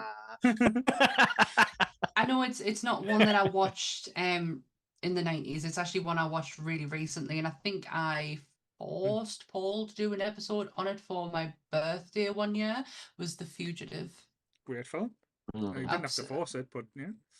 I only know that from the Simpsons reference. Oh, Jake, honestly, like nothing against Harrison Ford. I love the guy. I share a birthday with the guy, but it's Tommy Lee Jones. It's him and his crew that completely make that movie to the point where what's the next one called? U.S. Marshals.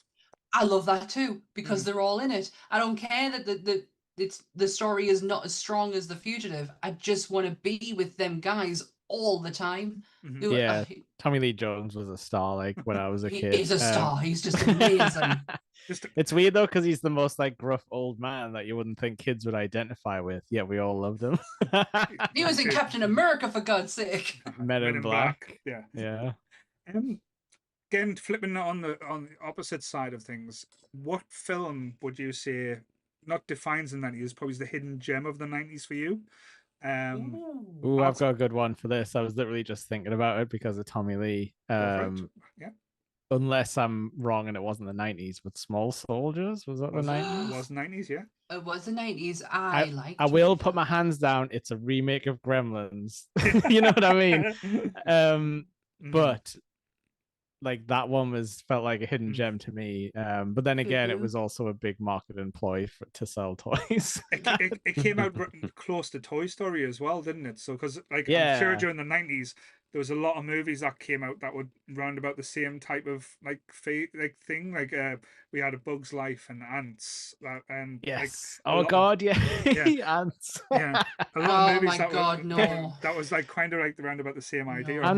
Ants might have had an okay storyline, but the animation was so much uglier than Bug's Life. Us feel itchy. Oh yeah, Sammy doesn't like ants. But Ugh. yeah, what else was there? Was it like, was that Inferno and Dante's Peak? Were they both like?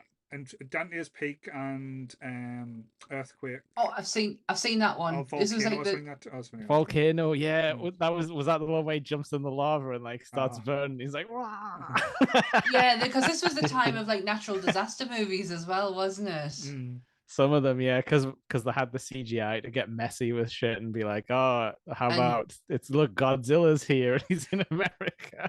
And why Twister. did they bring them out side by side though? They're like, what was it, Deep Impact and Armageddon at the same time? Yes. Yeah. Armageddon, I was obsessed with that film back in the day. I think I was a Deep Impact kid. Oh, Armageddon it was just Affleck. I loved Ben Affleck. I don't want to go to sleep.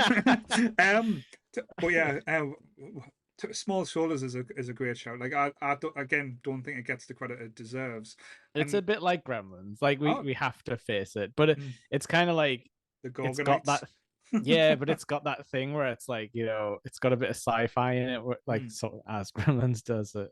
I suppose they do a bit more mysticism apart from the second one, but yeah, it's got that sci-fi element where it's like, oh, we're gonna put these like super advanced chips in the kids' toys, and like, oh no, they're too smart now. The army men actually know military tactics and things like that. I did like that. I just love film. it, man. Yeah. What about you, Tony? For me, it would probably be something like Misery or something like that. I think that kind of like, I've just finished the book. Yeah, Misery I is kind of good. like went under the radar a little bit for how good it was, but yes, yeah, because everyone just talked really about the like it. ankle scene and it became like a spectacle. Whereas, like, if you actually watch it and like actually pay attention, it's really interesting. It's much. I'm just gonna tell you now, it's much worse in the book. It ain't anything like that in the book. Yeah. Wait, what does she do then? I want She to know. cuts his ankle off. Yeah. Okay, is that worse than having it all? Yes, floppy? because she cuts his ankle off and then she cuts his thumb off as well. Yeah. She absolutely from that like she's a torturous person throughout it all, like the physical torture to him as well, not just mentally and psychology. Like she hurts him constantly, but that is like that is the moment where he's like, I need to play nice, or I am literally gonna lose all my limbs. And he should have just wrote the fan fiction. Like, what's his problem? He did. The best part of it is he actually gets into it. He gets into writing the book to where he's like, the ultimate punishment is it's finished. It's there. She's never gonna read it. The one he sets it on fire, and it just goes tits up from there. And but then yeah, I'd Misery's love a the good one. French and Saunders take on it. That was absolutely Oh my god, when they did Silence of the Lambs as well, and Titanic. Oh, French and Saunders. That's some good. They were incredible. Yeah. Good telly. Yeah. What about you, Good Sammy? telly. So I was thinking of one film and I had to go and check the date, but it's kind of like took us to another one. And initially I was like, oh my god, Ghost World, but Ghost World was 2001, and then I was like, Tank Girl. Oh, I could not make any sense of what was going on in Tank Girl. Love Tank Girl. I just wanted to fuck a kangaroo, that's all. Yeah. And Laurie Petty looking absolutely amazing. And I'm like, I'm in love with that from League of Their Own as well. And then she comes out being Tank Girl. And then I'm like, oh my God, this is a graphic novel. What is a graphic novel? And that kind of leads us into that. And yeah. Who was it? It was Ice-T, wasn't it? It was Ice-T. Yeah. Malcolm McDonald. Yeah, who then goes on, who's also in SVU as well, Lauren Oda SVU. Oh, Tank Girl, that was a great one. Tank Girl. Yeah, Tank Girl's a good one. I don't like dressing up or anything. I don't do cosplay, or I hated fancy dress parties as a kid because my mum used to always put us in a She-Ra outfit. And what's wrong with that? Can we send Sammy's mum a message and ask for those photographs so we can put them on the I don't think there is any, because I looked absolutely tortured, because I have blonde hair, and she used to pull my hair so far back and like spray it to an inch of its life with 80s fucking hairspray, which might as well just been the devil. And she used to hurt my head to where I was like, I just don't want to do this no more. And yeah, I'd go in a huff. But for my best friend's 30th, I dressed up as Tank Girl. All right. I fucking hated every second of it.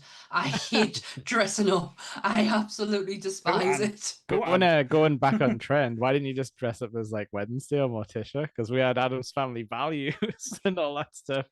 They I made a could have, comeback could in the have. 90s. Could have- for some could have reason. been. Do you know what? I think I had the same hair as well, just long black hair too. I could have pulled it off. I'm Damn gonna it. I'm gonna go with one which I'll probably say is probably the closest we'll get to it, like not a direct send up or rip off of Ghostbusters, with Michael J. Fox, The Frighteners. I thought you were going to Ah, say yeah, that's Evolution. weird. Oh, Evolution was terrible.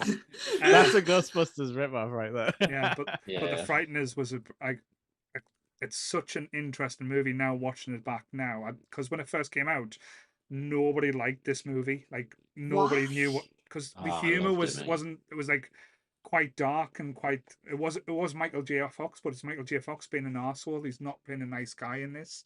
So Oh, I loved it, but I didn't watch it in the 90s, and I didn't And watch it in the the early 2000s. I probably watched it Mhm. about 10 years ago. the policeman with the mummy issues who was scared of women and stuff is Yeah. absolutely amazing. Oh, that's him from Whenever a Reanimated, woman isn't raises it? a voice, yeah. But just the whole like casting, like the whole twist in it as well, it was cleverly done. It was interesting, and I watching it now, I do get huge Ghostbuster vibes because of the paranormal side and the humor in it as well, and I how love they the ghosts. But yeah, the ghosts are brilliant, and I like love So- the ghosts. Are you telling me 90s nerds judged an actor because of a previous character he played? Very God much damn so. it. They've never been any different, have they? No, wouldn't let Michael J. Fox get out of that Marty McFly Yeah. like role person.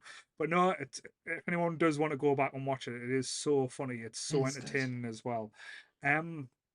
But yeah, just trying to think other things I was gonna like bring up, because I know looking at the time, rather than making this about a 3 hour episode, there is other TV shows I think would be amiss not to mention from the 90s, like things like the X-Files, Yeah. like just changed the game. Traumatized me. That was some of my childhood trauma right there.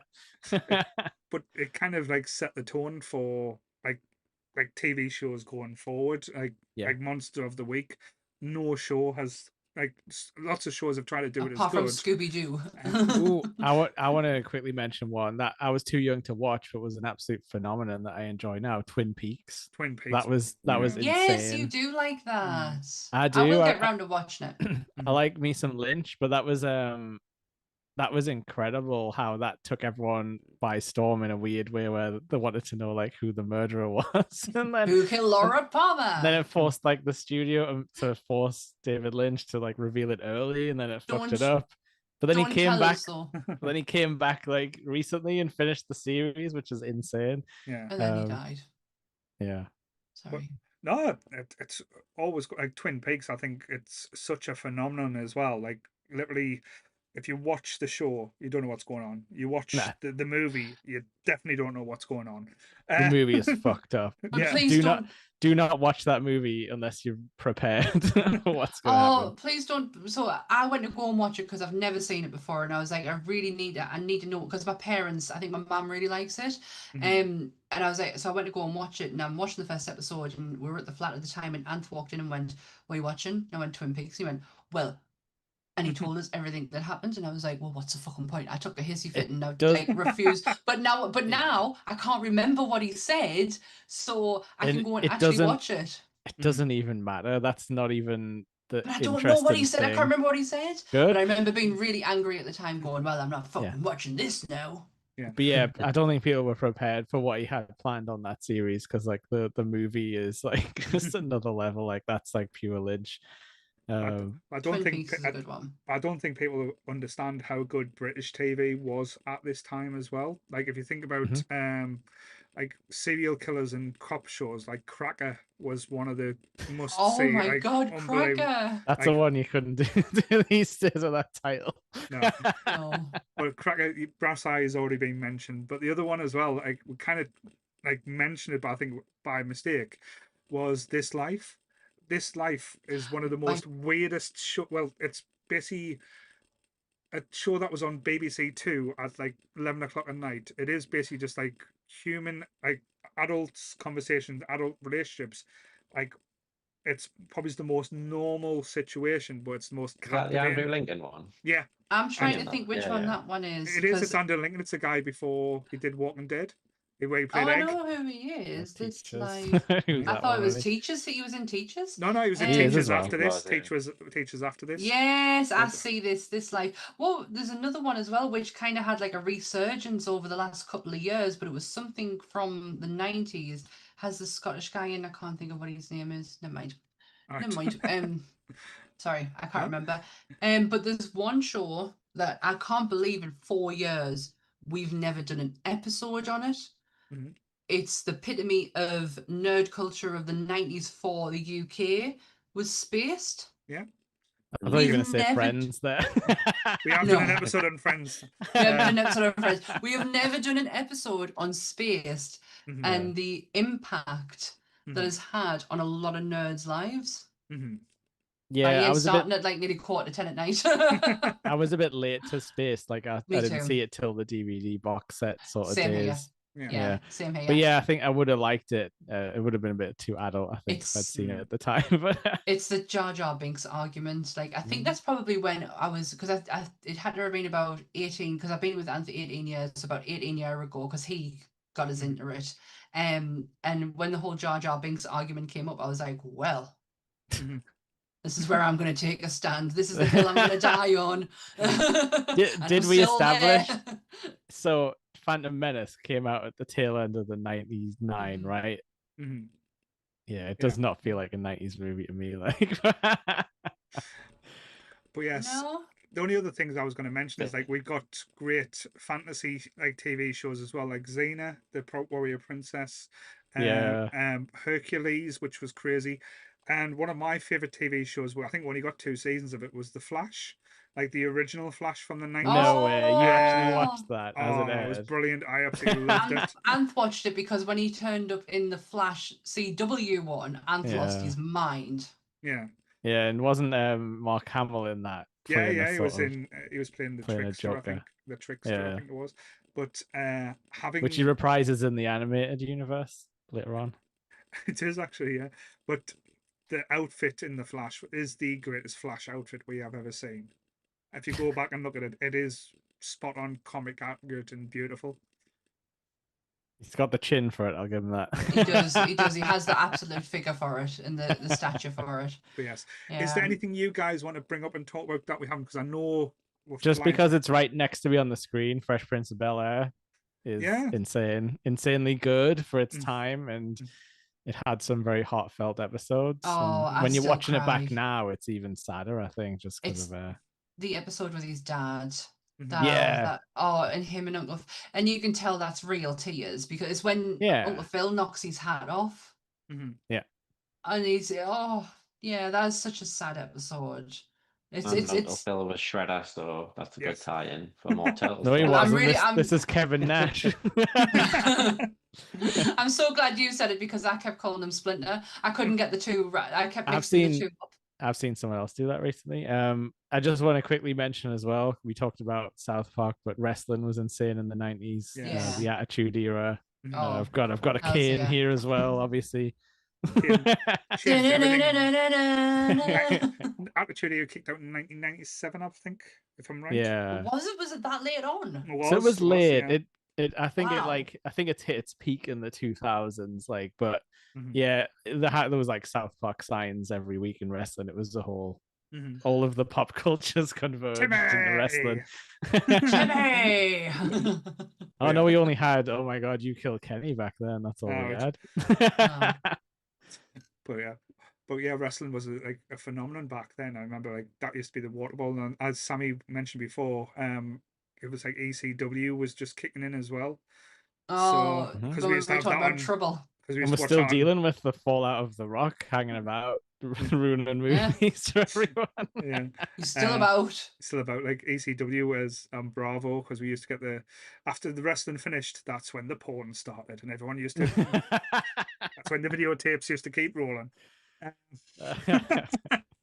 What about you, Tony? Anything you want to bring up? If you're talking about Bravo, we should talk about Italian stripping housewives, I guess. That was pretty good. Eurotrash. Oh, Eurotrash was Channel 4. Yes, Yeah, but Yeah. still the 90s. Lola for Ferrari, Lola, man. Yeah. No, Rest I in think it peace. was just a bit of computer games, like I went from having like a Spectrum, it's probably Uh-huh. 1990, 48K, to like ending the decade on like a PS1 probably. And I just think that Yeah. leap in 10 years is like unbelievable. Yeah, it'll Remember when never everyone happen obsessed again. with bits? It's like 8-bit, 16-bit. Yeah, exactly. Yeah. 64, Mario 128 on GameCube. I don't. That's what I think, that modern kids playing games will never experience that technology jump ever again. It's impossible to go from what we had with like 2D games to 3D, and then like Tony was saying, at the late end of the 90s, we were touching in on like the Final Fantasies, doing almost like cutscenes that look like real people, and you were just like, you had the whole gambit. It was just insane. I never really looked at it that way, but I never really looked at it that way, that I started probably with a Mega Drive in the 90s, and then I've ended it with, it would have been the PlayStation 1. Yeah, because that was the one That's that was crazy, taking us into like the new wave. But and WWE SmackDown. Yeah. It's crazy because it felt like we waited longer for certain game systems. Like when we had the Master System, it felt like it was like 5-6 years or even longer for the Mega Drive. Then I didn't even know the Master System was a thing. Like I just thought Sega was the Mega Drive. Like that's all I saw. Then we what had was the Mega everyone's CD first? and stuff like that, wasn't it as well? What was everyone's first then? So Tooney said his was some kind of horrible keyboard computer. A Spectrum 48K. Then I went to an Amiga 1200. Amstrad. And then I had a SNES, N64, and PS1. That's how my evolution went. This was my pride and joy. Not this version, because this is a mini, but the Super Nintendo. Wanted this. Yeah, SNES was probably my favorite as well. I always wanted it, but I couldn't because we had the Mega Drive, and can't have two. The cartridges didn't work in it. So, but no, the Christmas I got this was also the Christmas when I got my first like tape player in like '95. So it was just like proper formative years, being like, oh, look at this like dance '95 tape with Cotton Eye Joe on and shit like that. It's just incredible. Songs. I think like music back then was just weird as well. Like techno. I loved techno. Anthony still listens to it now. I was gonna say I still occasionally listen to some shit. Rhythm is a dancer. Smoking gives you cancer. Sunderland listen to New Monkey. Oh no, we didn't. Nah, I never went there. Never. The closest was like the CD I've got above Jake. The out here above is Wiggle Wiggle. Girl, your booty is so round. Just wanna play it. The horny song really took off in the 90s and then got even crazier. That got banned from my school. Yeah, I bet everyone had a copy of Smurf Score Pop as well. Nope. I bought a little puppy and I took it all home now. Oh my god. I had Zig and Zag. Them girls and girls, they all love me, it was called. Oh my god, no. The Big Breakfast Man. Mr. Blobby had his own fucking song. Blobby, Mr. Blobby. Hey, Mr. Blobby. Yeah, it's some of the stuff was crazy, but yeah. And we had fucking like all the football songs that came out, like It's Coming Home and stuff like that, and you still get guys today being like tear in their eye like when it comes on. It's like a national anthem for them. Give salute. How many years of hurt is it now? I used to know the still song. 3 lions on the shirt. Jewels were made, still gleaming. 30 years. And what about we talked about Ant and Dec, but they used to do songs as well, didn't they? Let us wreck the mic. Let us wreck the mic. PJ and Duncan. Let's get ready. When they did that on their takeaway show, I lost my shit that they could still do that dance. Yeah, and friggin' and Wonky Donkey was legendary. They really made something with CCTV. I think that was past the 90s, though. I think that was past the 90s. No, CCTV, was it? Yeah, I'm sure of it. We had live and kicking, wasn't it, 90s? Yeah, that's all fair and good. We had Andy Peters and stuff, and Sarah Green. You're right, because it had Pokemon on. I don't think that really hit. Like, it did come out in 99, but I don't think the TV show was ready to hit, like, our TV until 2000. Yes. But yeah, no, so that's our little trip down memory lane back to the 90s. I'm sure we'll take other trips and come back before we say goodbye at another time.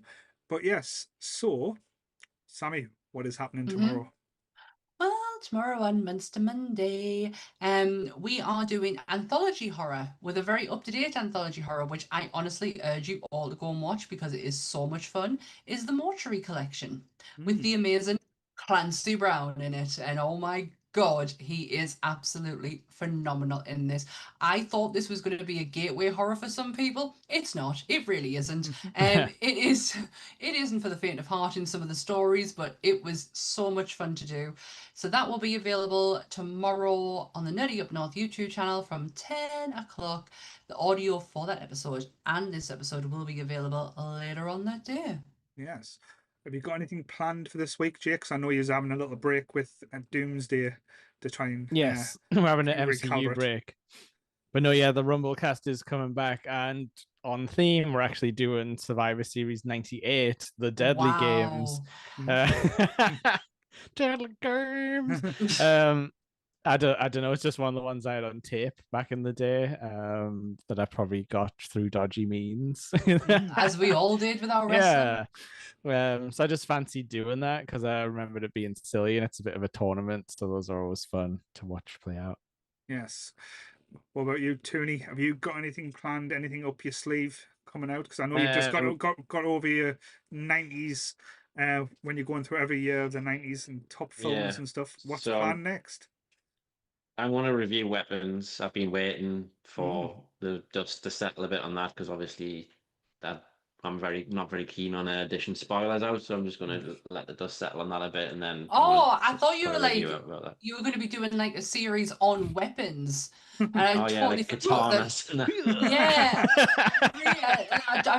I did watch that film this week. Is this my Hanzo sword?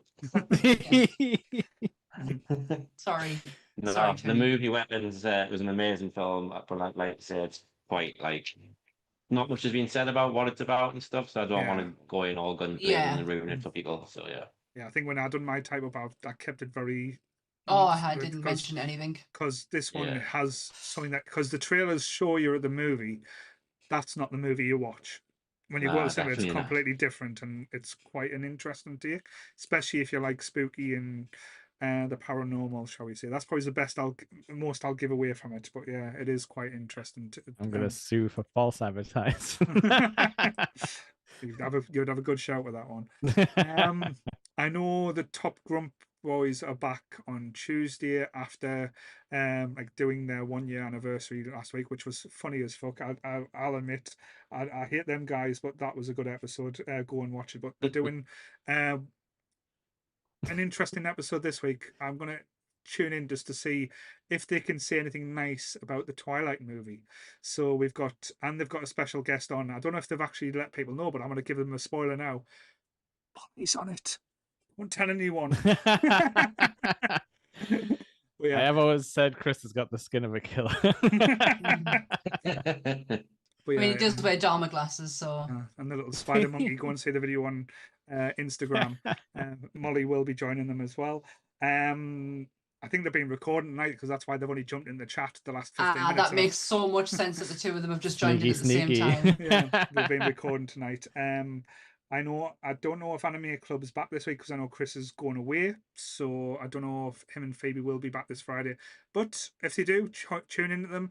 It is the best podcast you'll see on a Friday night. That's showing. Yeah, it didn't have like loads of views for that last Gundam Wing episode. Yeah. I think so the people like the Gundams. They're doing really well. They're doing the powering through. Yes, so I'm very proud of them. And we're back next week, next Sunday, and the consensus is we're going to be talking about our 3. So we're going to pick 3 episodes each, what we class as a perfect episode of a TV show. So that's going to be quite interesting to see how. It's gonna be something. We would. If someone doesn't pick Tombs, I'll be very upset. So Toony Toons. I'll be prepared to be upset. Nothing scary, man. But yeah, so it'll be interesting. I'm not scared of some vent, man. He's just Mr. Fantastic who likes to eat livers. It's that kid from bloody The Green Mile, man. He's in an asylum now. Yeah. He's locked away. But yeah, so I think that's going to be next week's episode to have a bit of an interesting conversation. I am gutted because I was planning on doing an announcement tonight. I was hoping to hit 10,000 followers on Instagram, but I got 25 away. So whoa. So give us a follow, you dickheads. Yeah. So I'll just check now. Actually, sorry, we're down to 30 followers away, so we're at 9,970. I've been trying for the last week because we're about 250 away. So I was basically seeing what I could do, and I feel like I've failed you nerds. I failed the task, but no, it'll be probably our 10,000 next Sunday. But yeah, I was going to come on, be all big and say, yeah, we hit 10,000. There's going to be giveaways, but keep an eye on the Instagram because when we hit 10,000, I am going to do a few little giveaways and prizes for people just to show our appreciation. But yes, well, if you are new to the YouTube, please remember to like, share and subscribe and hit the notification bell so you don't miss an episode. All the episodes of every single podcast that is on the Nerdy Up North YouTube channel is actually on their own audio. You just need to search using their name. There you go. Yes. Yeah, tell a friend, then they'll tell two friends, and then they'll tell two friends. That's like 8 people right there. But isn't that how we got stuck with Lee and Chris? So don't do that because I can't deal with any more Lee and Chris's, to be honest. Yes, they started out as viewers and now they're everyone's problem. Mostly it mine. could be you. That's the thing, though. That's part of the community. You get involved with the community. You show a passion. You show an interest, and we will try and help. Like Tony will, his prime example. He joined the community. He joined the Discord. Like I say, he wanted to do movie reviews. We've had him on doing other things, like he's done his. If we get movie screeners, that we do try and pass on to other people as well. He's reviewed. It was a shit film, wasn't it, about nuns? But he did it, and now he's made his debut on the main podcast. And how have you found it? Have you enjoyed yourself? I loved it. Yeah, it's been great. Been great. But yeah, and if you can find us, and again, if we like you, because we'll have to like you. If we don't like you, you don't get on these things. Funny enough that. But yeah, I'm rambling now. So yes, you are. Please wrap it up. I need the toilet. Right, Sammy needs a piss, so we'll go on for another half an hour. Let's go. Let's see if she can cross our legs any tighter. So yeah, same bat time, same bat channel. Stay nerdy, everyone. Bye.